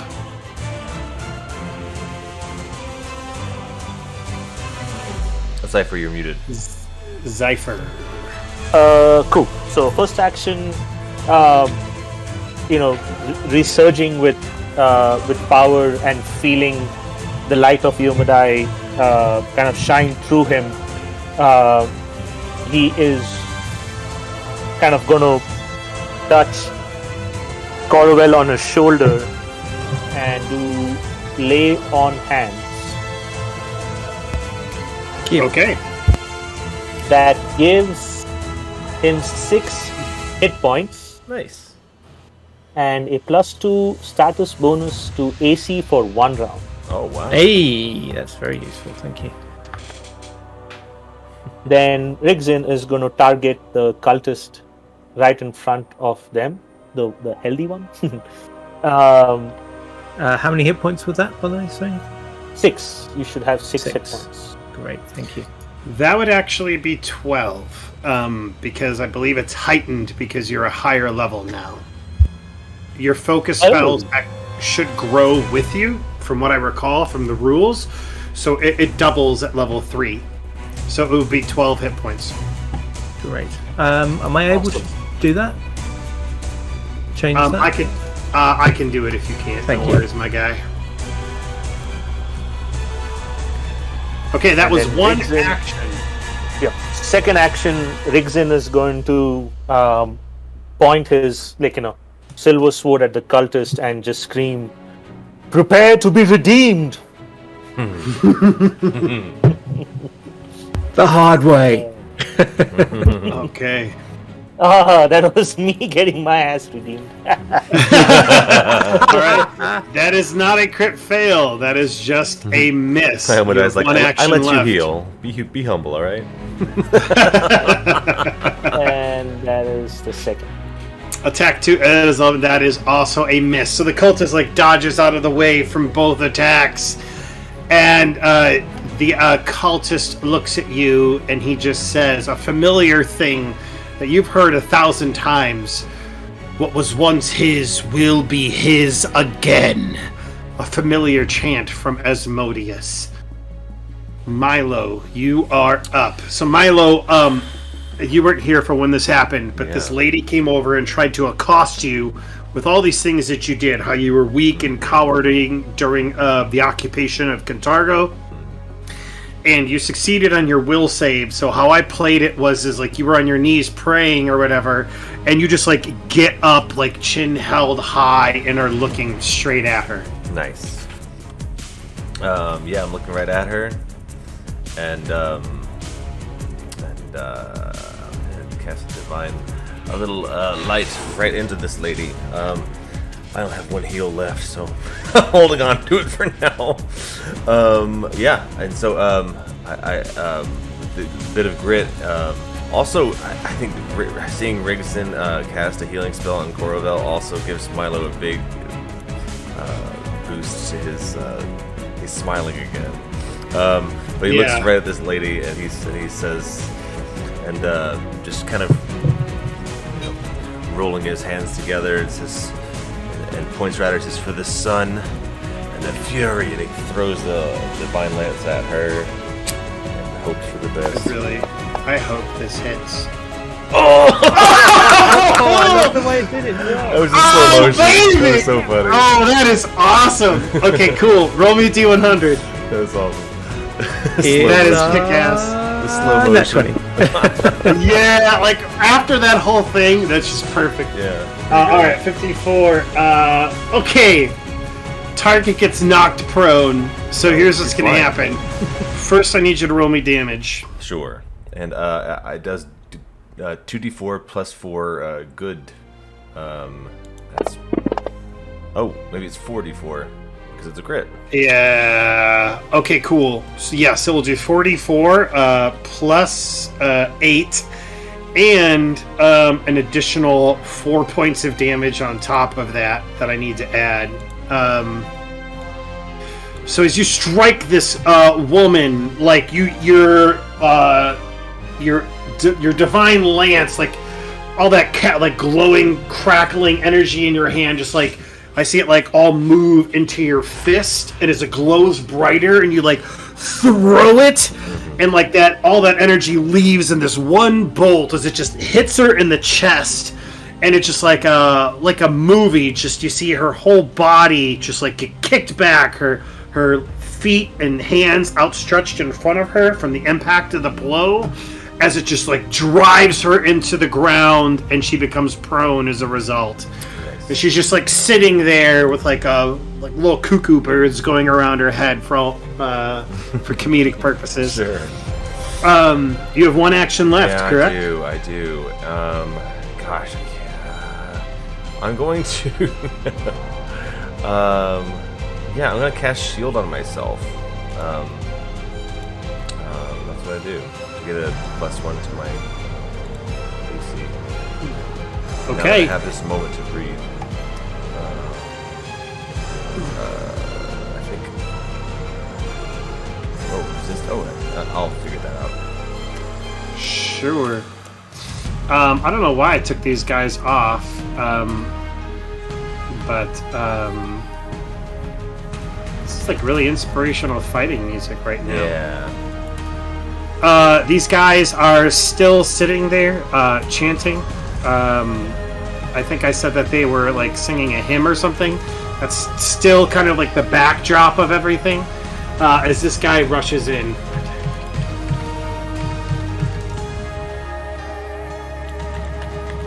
That's all he can do. All three of his actions, he just runs to try and get back in the fray. She like gets up, like the dust, like brushes the dust off of her, and turns. Like her first action is to stand up, begins flying, and as she does, begins just retelling every single one of the terrible things you've ever done, Rigzin. She says, "Rigzin Tinley, I know who you are. You have worked with us before.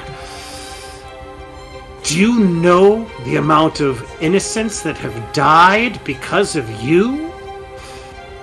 The people that you have helped us bring back into slavery? I'm gonna need from you a will save, Rigzin." Come on, buddy. Oh no! Okay, and this is gonna be her check. That is, I don't know how to describe this. That's a double crit. She got a 30 and you got a 10. Oh my gosh. So, Rigzin, how does her, like, everything she's saying, just assailing you with all this stuff that you've done, which you've been fighting through, mind you, but she's, like, just trying to drag you back down to earth for all intents and purposes. How does a fail work in Rigzin's mind? I don't know. I think you'll have to explain it. Okay. Because all my RP is kind of going towards that, so I don't know. However it rolls, I guess. Yeah. Yeah, that's a good question. All right, so I think that maybe there is this like small moment. Maybe it's that small moment of doubt that has been creeping in. Like it's still nagging you at the corner of your mind. This isn't going to have specifically an effect on you. Essentially, like you're distracted by it. Her words, kind of like are just going through all of your mind, and she's going to take one attack against you.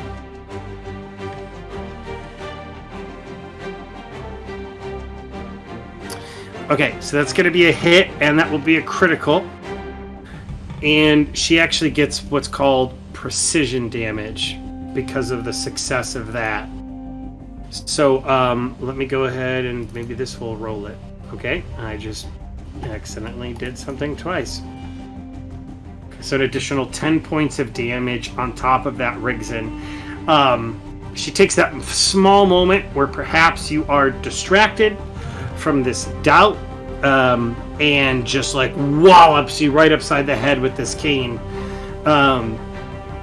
Again, it doesn't hit your resolve, so you realize it was all just a distraction. Okay, that is her turn. It is this guy's turn. First action is to stand up. Do you have attacks of opportunity, Madden? Or no? No. Okay, so he stands up, unmolested. With his knife, he will attempt to slash you. Oh, it was on a 20 and it rolled to an 8. That's awesome. Miss. Third final action, this will be at a -5. That is a crit fail. Let me go ahead and roll this. I got a 72, but it wasn't in the... I don't know why it didn't end up in the box. 95.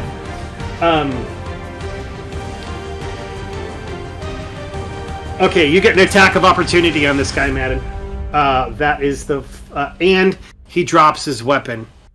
So, like, you block the weapon, it pops out of his hand, and you see an opening that you can get a slash on really quick. Well, I'll get my slash on then. Yo, slash on! Don't. That is a hit! Go ahead and roll me those deeps.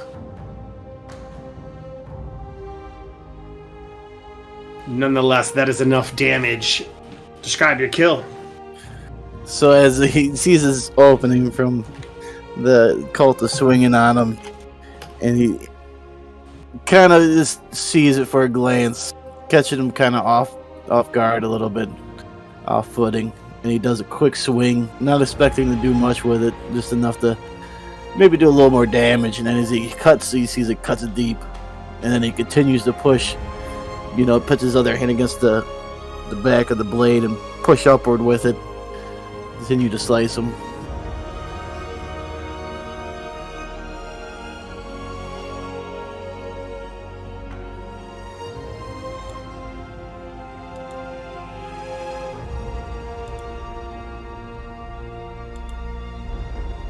Did Brent get muted?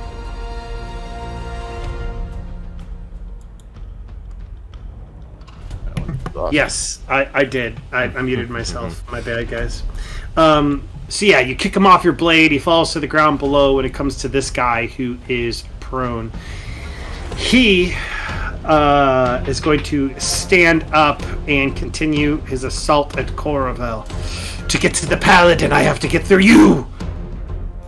Natural 17 on the die for a total of a 24 to hit. That is not a crit, but it will do 7 points of damage to Coravel. Oh. Second attack at a -5. That is going to be a total of an 8. Your AC, you said earlier, is a 19. That is a crit fail. Yeah, Wait, 21 at the moment. 21 thanks to Rigzin, yeah. Oh, then yeah, definitely a crit fail. See, 89.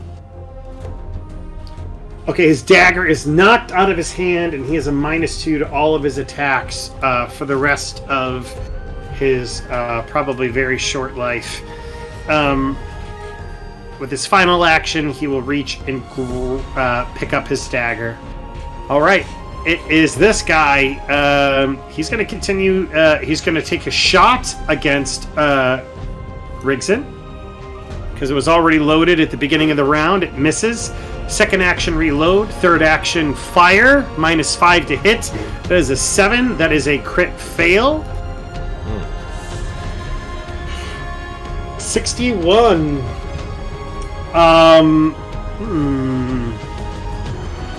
He fumbles and drops his crossbow over the palisade and curses loudly. All right. That is his turn. Coravel, you are up. Okay. Barely. Yes. So Coraval is going to try and finish off. No, hold on. Let me just. I want to see if I've got any spells left. Actions. Hey, question. Frank. Yes. I'm just trying to understand on this map the cultist who attacked Corowell. Would he be in distance for retributive strike or the other one in front of Corowell? I believe retributive strike is like. Let's read it. An enemy damages your ally and both are within 15 feet of you. You protect your ally and strike your foe. The ally gains resistance to all damage against the triggering damage equal to 2 plus your level. If the foe is within reach, make a melee strike against it. So, I would argue... Go ahead. Yeah, so 15 feet, right, is what you said? That's what it says. That, yes.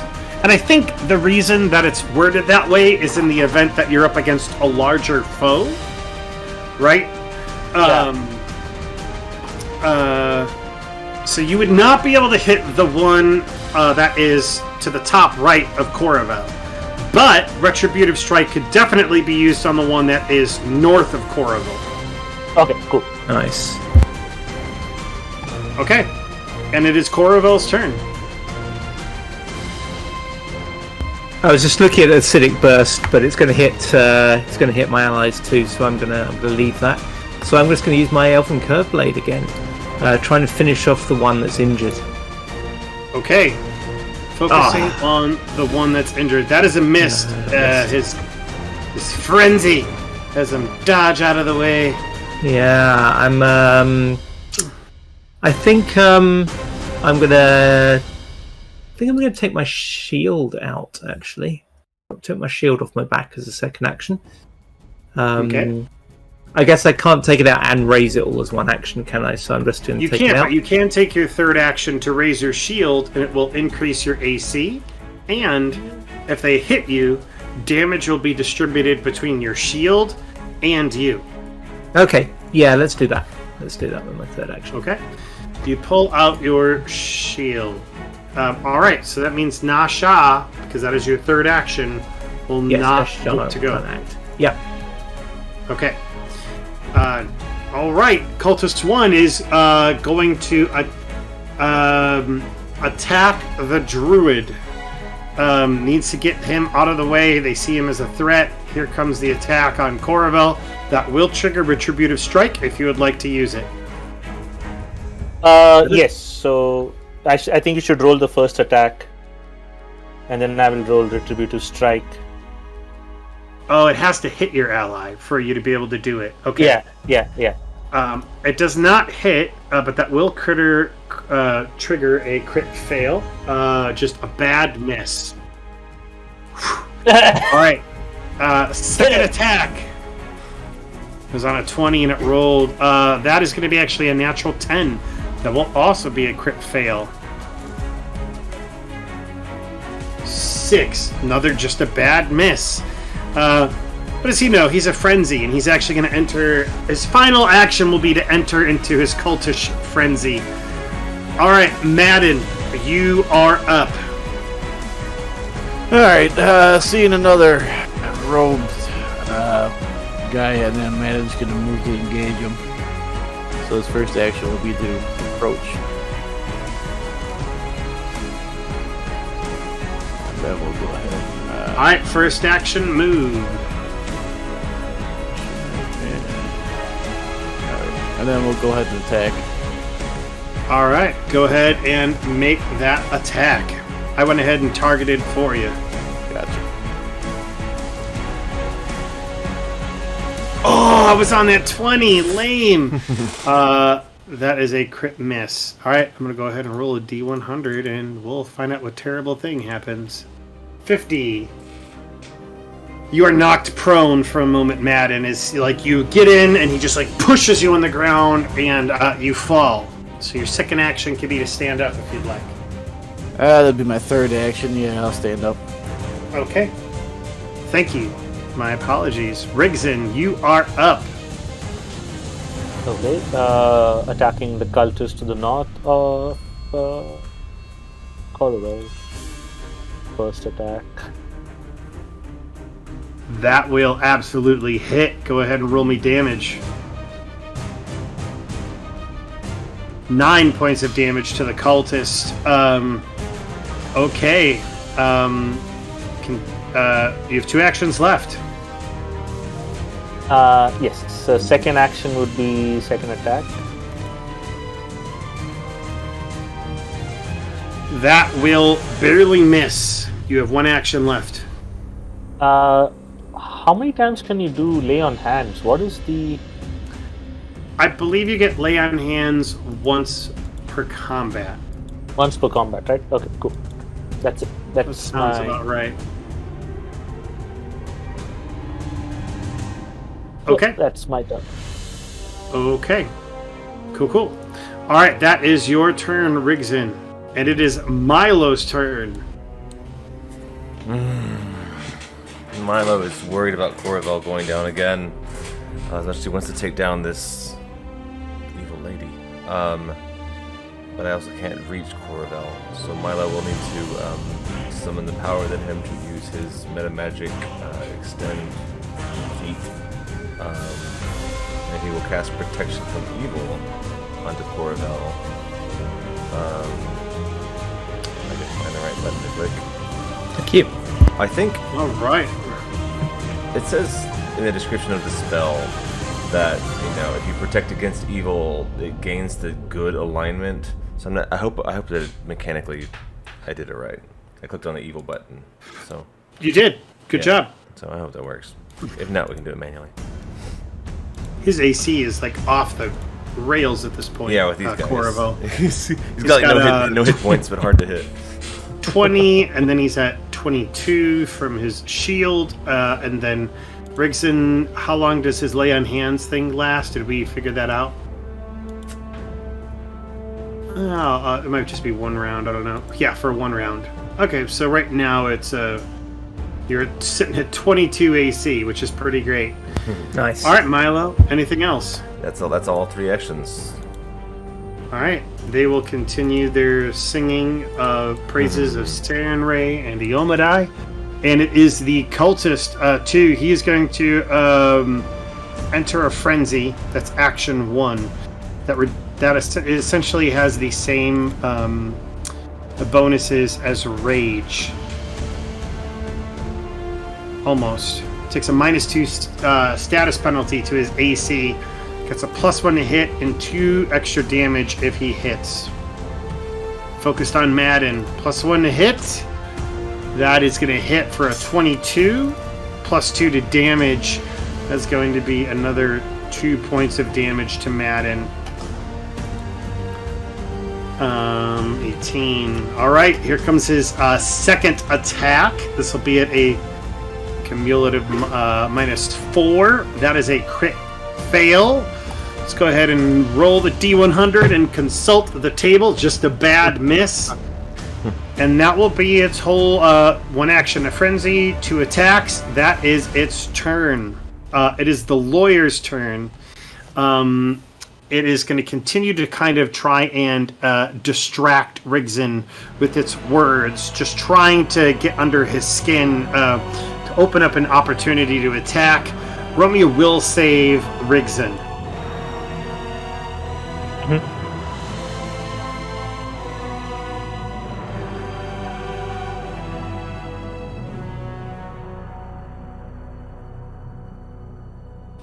Okay, yeah. She gets under. You're just like the words, like you're like confused. It's just like an assault of all of these things, and then so she is successful at that. She is going to make another attack that will hit you for natural 19. So that will do damage plus 2d6 precision damage.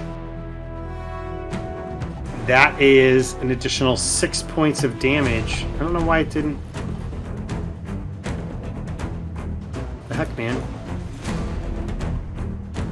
Didn't go in the box. Okay, well, I'll just add that manually. Okay. 35. Okay.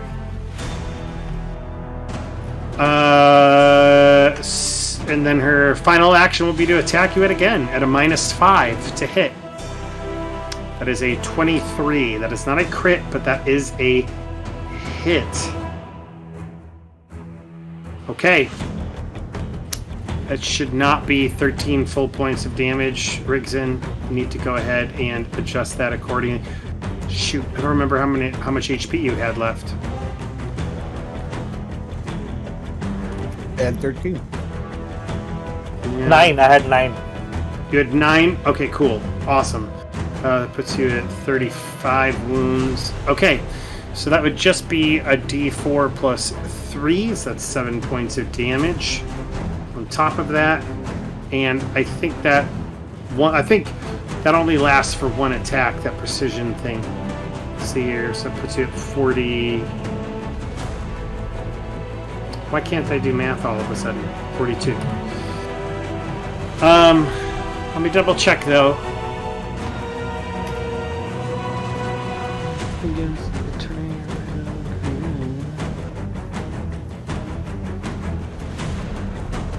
Nope, until the end of the attorney's turn. So they will get 2d6 points of damage. I don't know why it's not going in the box, but that's very frustrating for that to just decide to start doing that. There we go. Alright, so that actually... Okay, so it actually does bring Rigzin down. Rigzin falls unconscious. Milo, you see him fall unconscious. Rigzin moves to before... That'll actually move him to the top of the turn order, funny enough. 25.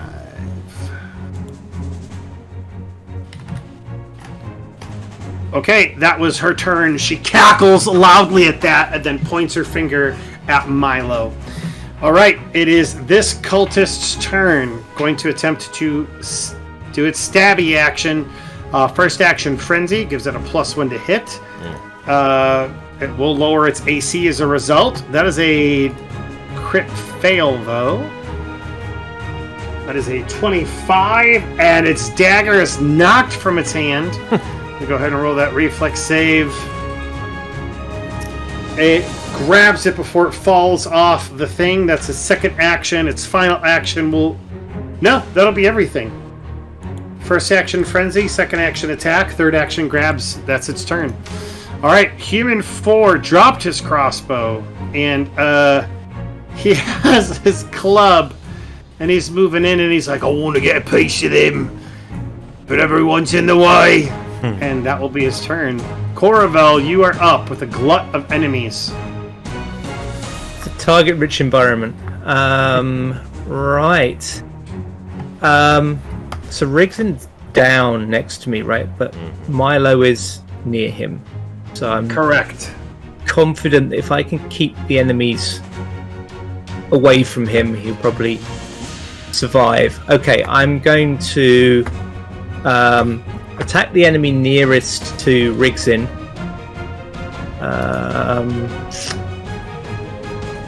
With my Elven Curve Blade.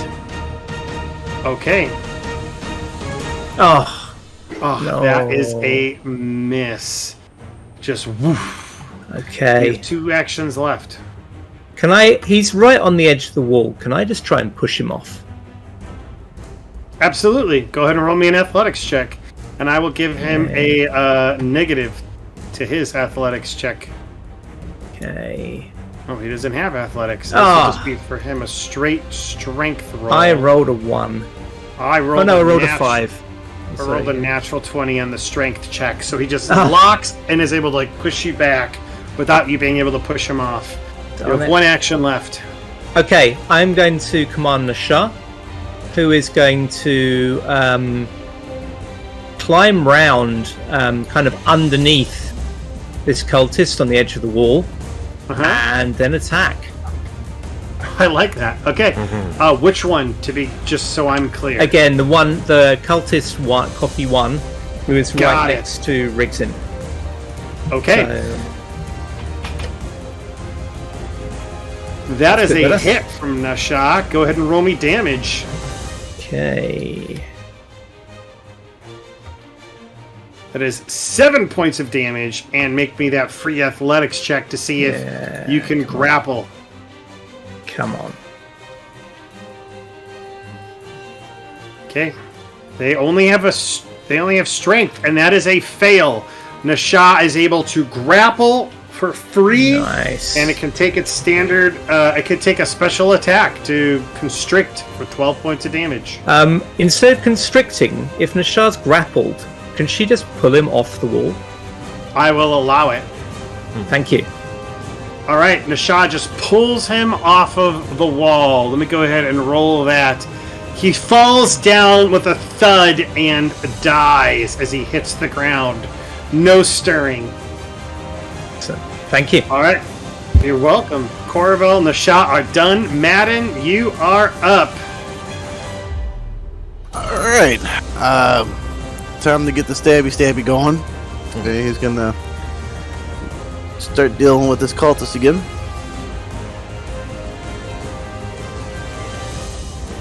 All right. Natural 20. Go ahead and roll me that D100.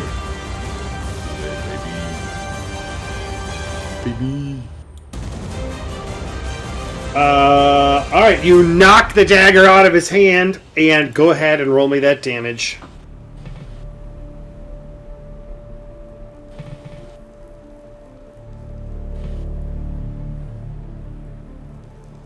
Sorry, I missed everything. My dog unplugged my mic. I mean, my headset. You're good. All you got to do is roll damage whenever you're ready.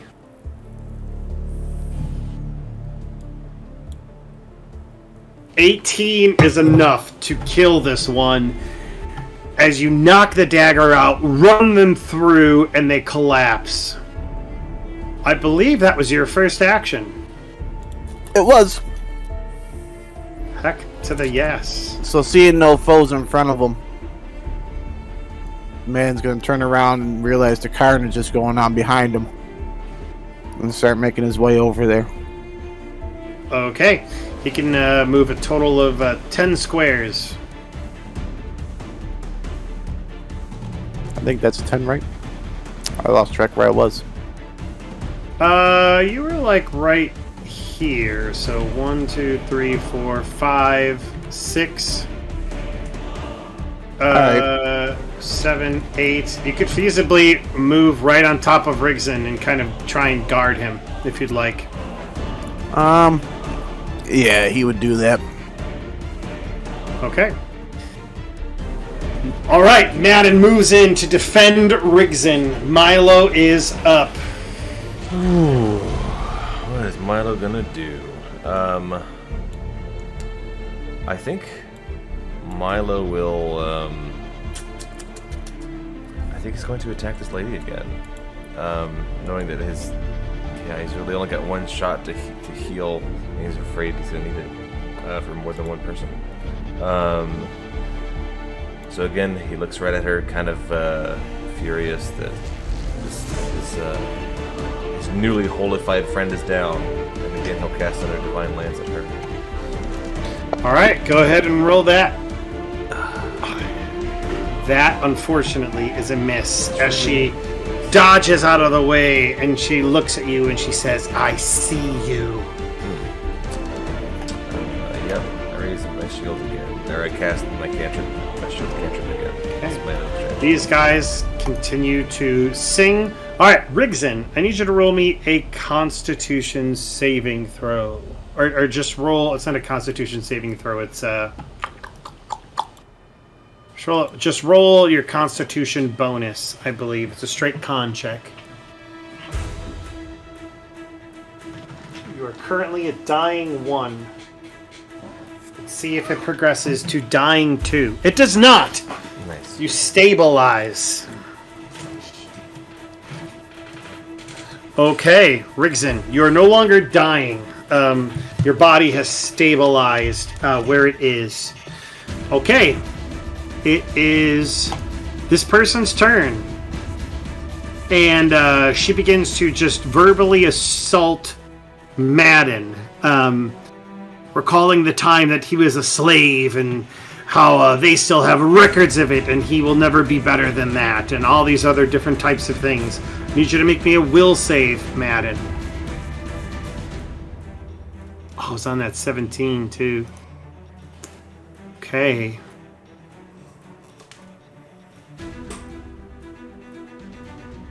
Okay, that is she beats that.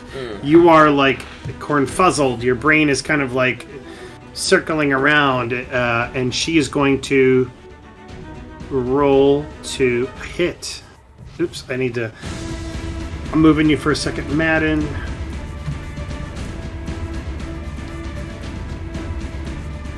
Oh.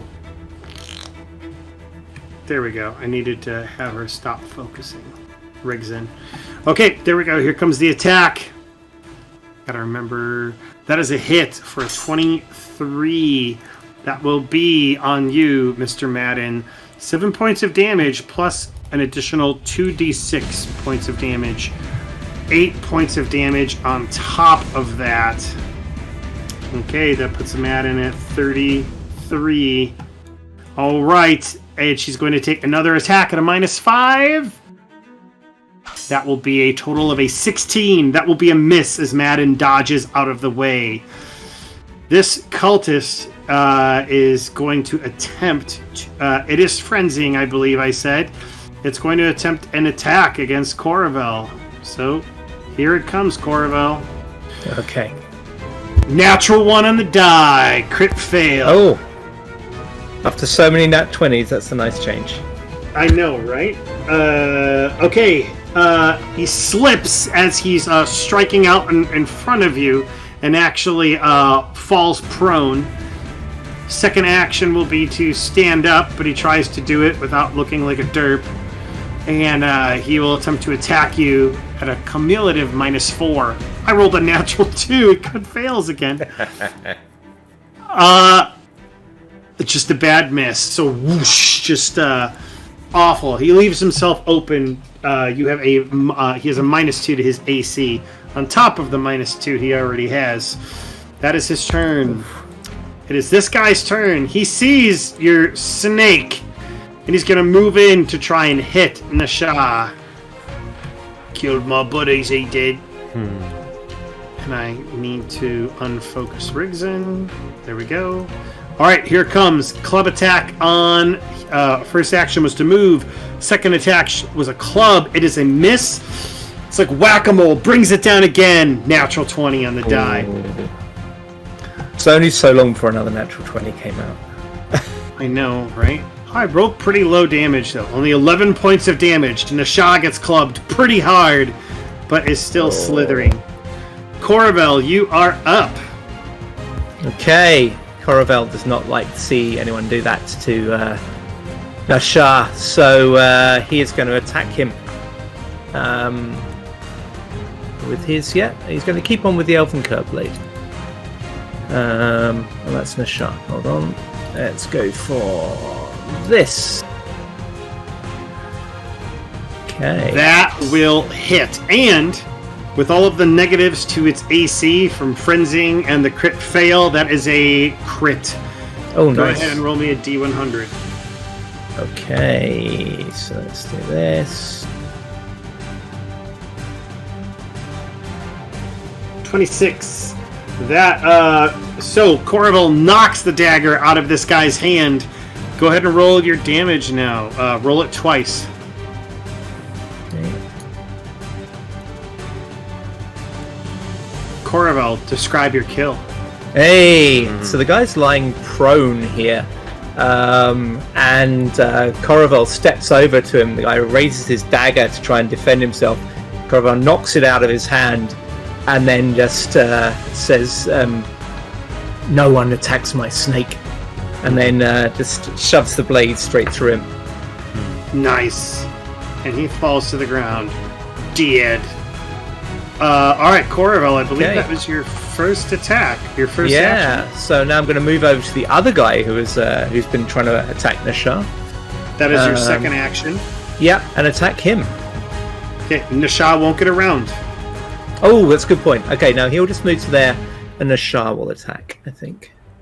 Okay, so you command your animal. Go ahead and roll. Yeah. Nashar's attack. I think actually Nashar's going to get 2 actions here. Nashar's going to first of all move to the other side of this guy. Look at Come up the wall. Yeah. Plus and 2 then to hit. 9. So that will be 19. That will hit with the plus 2. Excellent. That So was yeah, really Nashar comes up the wall, goes in behind him. The guy's attention is split, and Nashar bites him on the back of the thigh. And that is enough for him to collapse over from all of the pain that he has taken. Nice. The team has 1 enemy standing. Corovel, that is your turn. Nashar, that is your turn. Yes. Madden, you are up. She just gobsmacked you. So seeing that there's only one left standing, then he looks down at Rigzin. Standing over his body. Yep. Yeah, no, I don't know how mechanically this works. If I pour a potion in his mouth, does Rigzin feel all better? Rigzin will, yes, he will. He'll come back up if you pour a potion in his mouth. All right. It is 2 actions, I think, to draw it and use it. Correct. If not 3, depending on where you store your potions. And then you'd still have 1 action left to attack. Okay. So yeah, he'll do that. So that Rigzin's able to stand up. He'll take the potion out, kind of kneel down while he's over Rigzin's face there, and then put it into his mouth. And then he'll stand back up after emptying it all into his mouth and attack the lady there. All right. You want to go ahead and roll me a d8 to find out how much Rigzin heals up? Can do. Thank you, my friend. 2 points of healing for Rigzin. It's enough to make him conscious. Yeah. So then he'll go ahead and. Are we able to swing? I don't know if she... Yeah, I'm just gonna bump Rigzin over. I'm gonna say like you rolled his body over just as a free action to kind of get him out of the way to give you some space. Okay, I have to put my stuff in his mouth. Yeah. Yes. Yeah. After. Teabagging the potion. All right, Madden, you are up. Alright. Last action.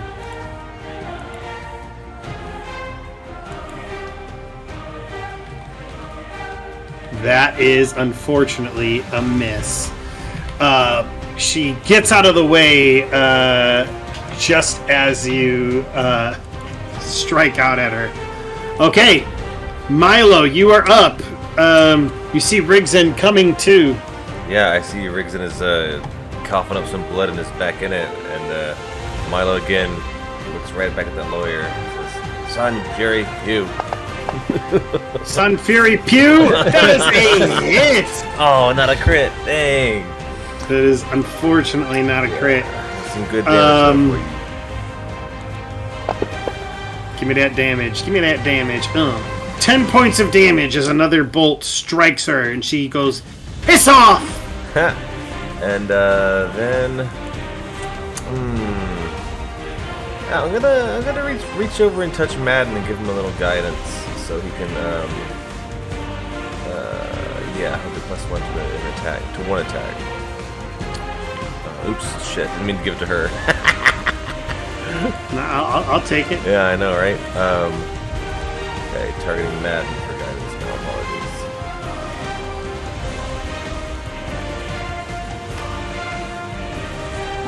Okay, Madden's got that guidance. Prisoners continue to sing aloud as all of the enemies fall. Rigzin, you are coming to. Sword still in hand. What are you going to do? Welcome back.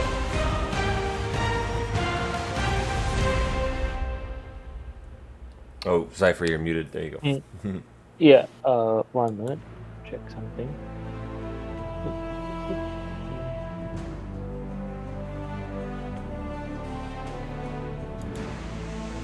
You said it's 2 actions to pull out a potion and drink it, correct? Yes, 1 action to pull out, 2nd action to drink. And if you're standing up, that's also a 3rd action. 3rd action. Alright. So I have a feat called Quick Jump, which is you can use high jump or long jump as a single action instead of 2 actions. If you do, you don't perform the initial stride, nor do you fail if you don't stride 10 feet. So, can I use this action to jump at this lady who has been taunting me all this while and attack her with my sword, kind of like in the movie Rain of Fire in the end when... Yeah, that's awesome. I will totally allow that. Sweet. So, tell me the set of rolls I need to do. Okay, so you stand up, you jump. First, give me an athletics check for the jump. Oh, come on, buddy. Athletics check. Yes. That is a success. You fly at her, sword gleaming in the air. I'm gonna say she is taking a -2 to this because she does not see this coming. So yeah, go ahead and make your attack.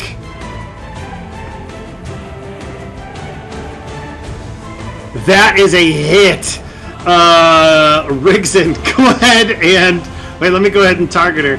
Go ahead and make your damage, your damage roll. Okay, 7 points of damage plus she's weak to something. So yeah, you strike her.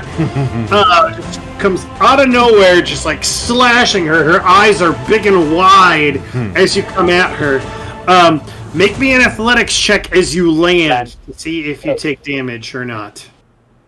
Sweet. You're a practiced warrior, so if you don't roll terrible, I can just see you like...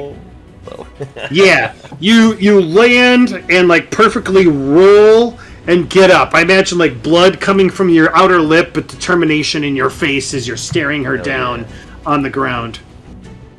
Yep. As he's doing this, he would say, like, you have spoken enough. Tonight, your tongue shall no longer be in that crevice you call a mouth. Hell yeah. So yeah, you slash her, blood kind of goes, and she says, enough. I will end this cleric and end this time. And she moves to get over here and is on the ground.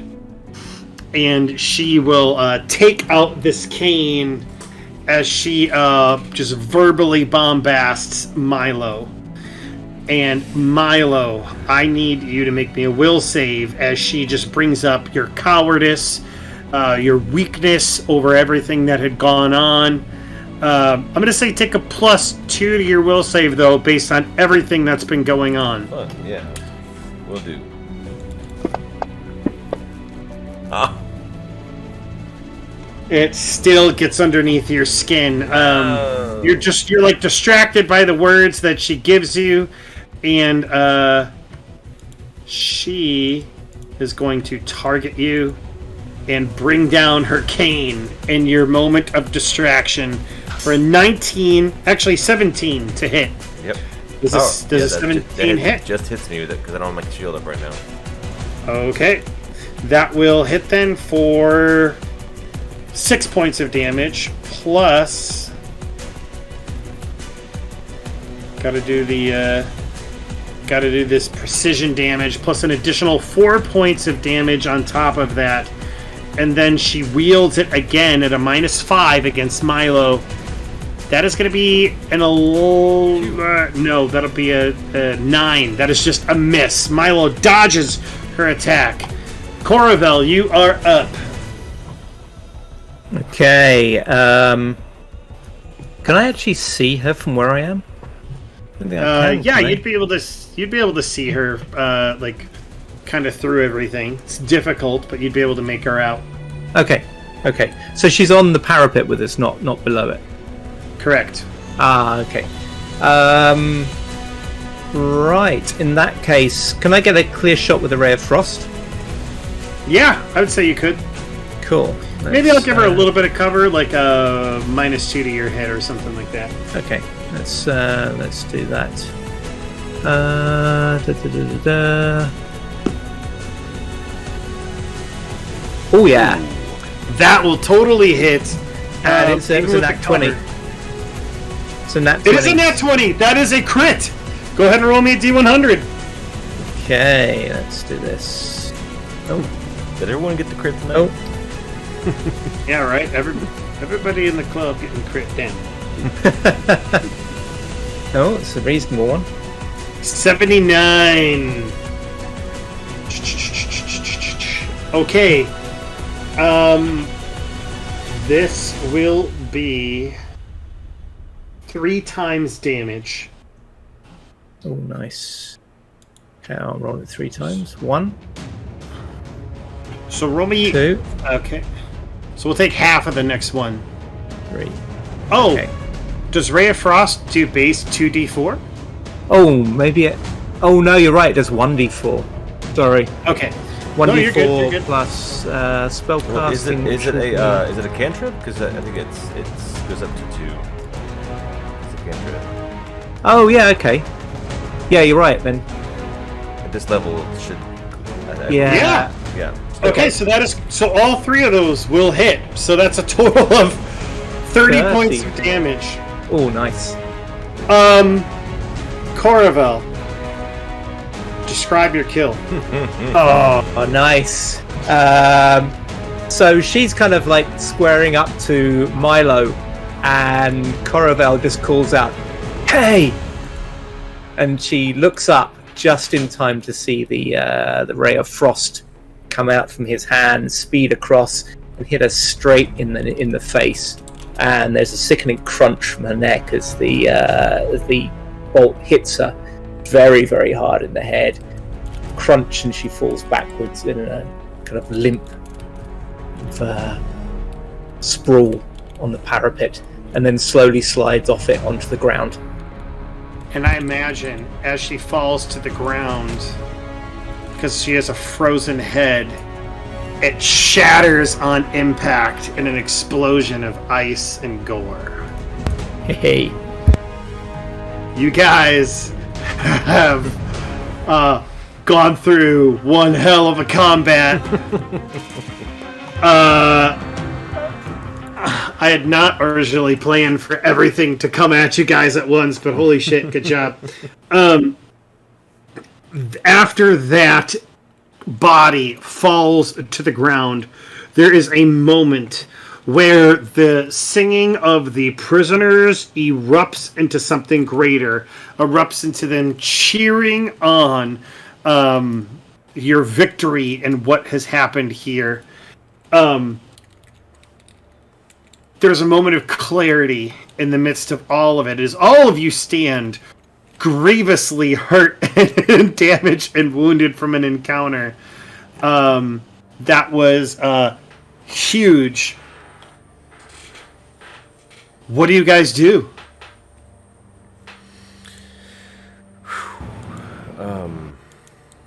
I think Milo would probably blast off another group heal just right away.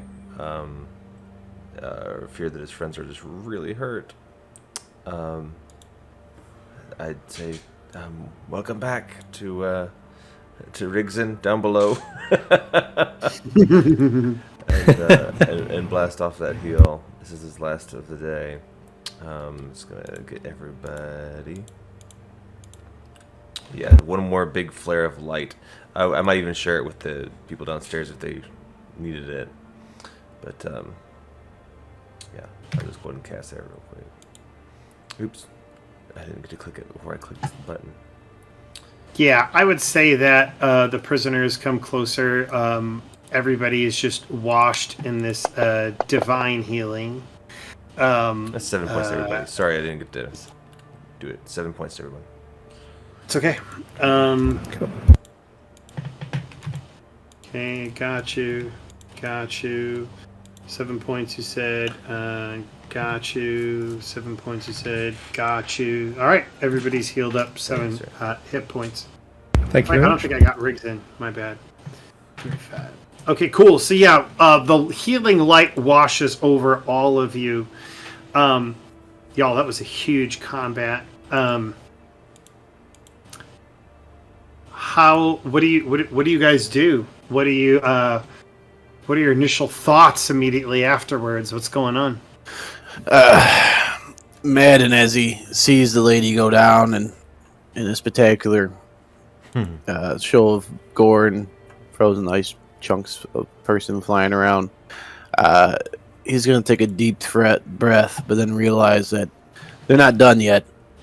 So he's going to go down and start heading towards the prisoners to free them and then arm them. Okay.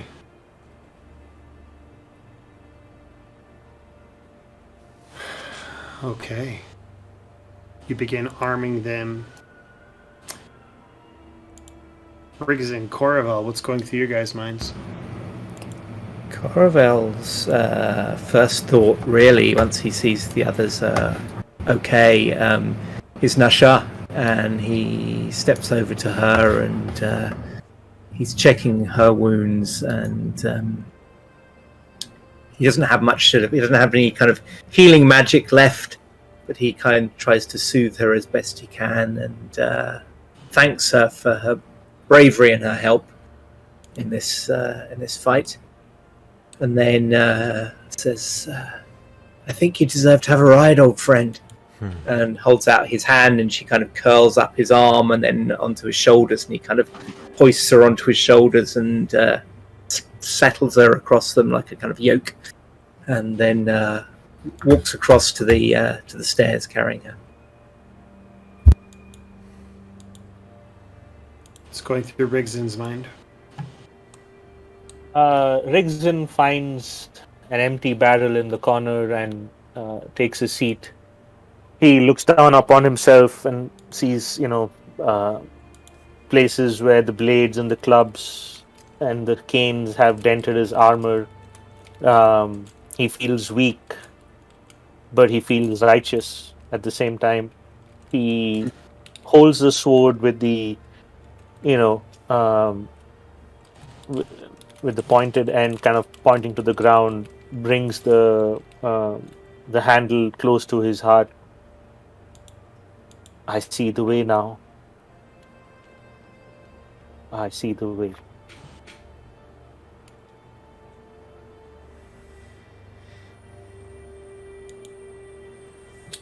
Milo would just come down the stairs and say to Rigzin, "That's a nice sword."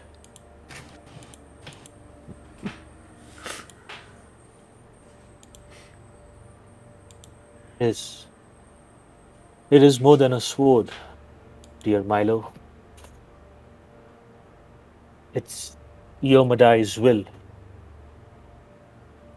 And I am just the vessel.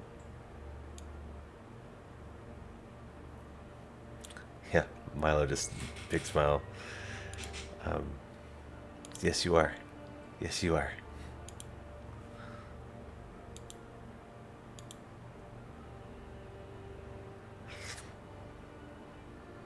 I imagine the camera kind of looks out kind of over the ocean, and you can kind of see like a sunrise, or I guess it's the sunset. So it's just dark, but nonetheless, there's like these calm waters. The fort is yours for all intents and purposes. And as the camera zooms out, it zooms in on another location. tons of people walking through a forest. 3 or 4 Hell Knights, very tough-looking Hell Knights, standing, leading the march as night begins. And in the middle of the pack, a familiar wizard we've seen before, Sabriel, still limping on a badly injured ankle. But you can see that the way that the path that these people are taking, you can see that the ocean that you've seen so much in your adventure here in Akasazi is to their right, to the north. So they're heading west along the coastline. What's going through Sabriel's mind?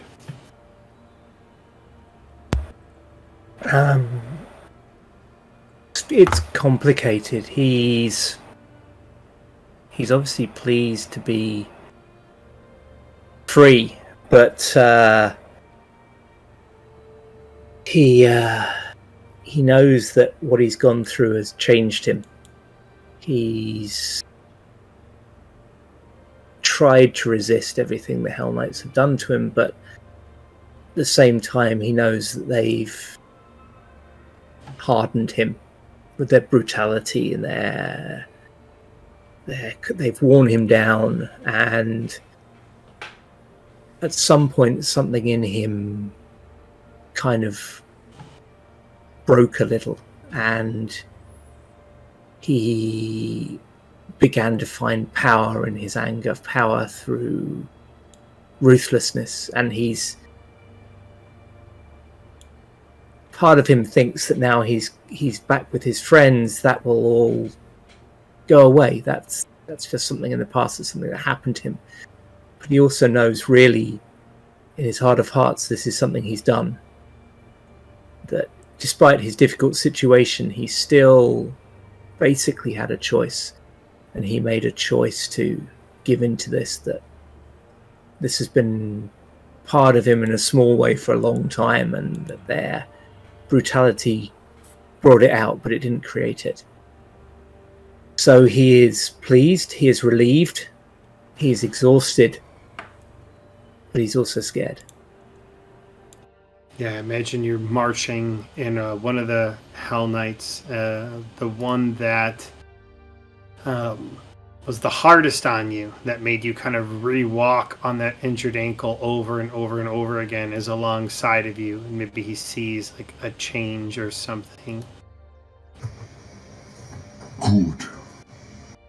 It is through obedience that we find freedom. Obedience to the will of something greater. Perhaps your greater is different than mine. But nonetheless, it will be, for you, a change that you cannot fathom, a power that you cannot fully understand. Good job, son. As he pats you on the back and continues to walk alongside you. And Sabriel, his thoughts were of his friends just then, and he's sure he's going to get back to them, but as I said, he's not sure if he's going to be the same people when that happens, and this kind of wakes him from that kind of reverie, and he turns round and snarls to this Hell Knight. I'm not your son. I am not your pupil. I'm the man who's going to kill you. But I am learning your lessons. I'm learning them better than you might think. But you need to beware. The lessons I'm learning may not be the lessons you think you're teaching. And he's got almost a feral, vengeful light in his eyes. There's anger there, there's cruelty, but there's not obedience. We'll temper that. And I imagine they continue walking off into the east and into the darkness. And I think that is a good spot to stop for the night. Oh wait, one more thing. What? One more thing, Jackie. As you all go to sleep eventually, including Sabriel, who is trapped, all of you feel a strength enter you like you have felt before. Milo, your connection with Saren Ray was on full display today, and she greets you, or an angel of hers greets you in your dreams as you feel a course of power surge through you. For Sabriel, it is the lessons he is learning. For Coravel, it is his greater connection with Nasha and to the land. Rigzin, his newfound connection to Yomadai. And Madden, the rage that continues to fuel him, burning ever greater with every body he fells, as you all level up to 4. Yay! Power. We'll go ahead and close it there for the evening, y'all. And for those of you watched, thank you so much for joining us.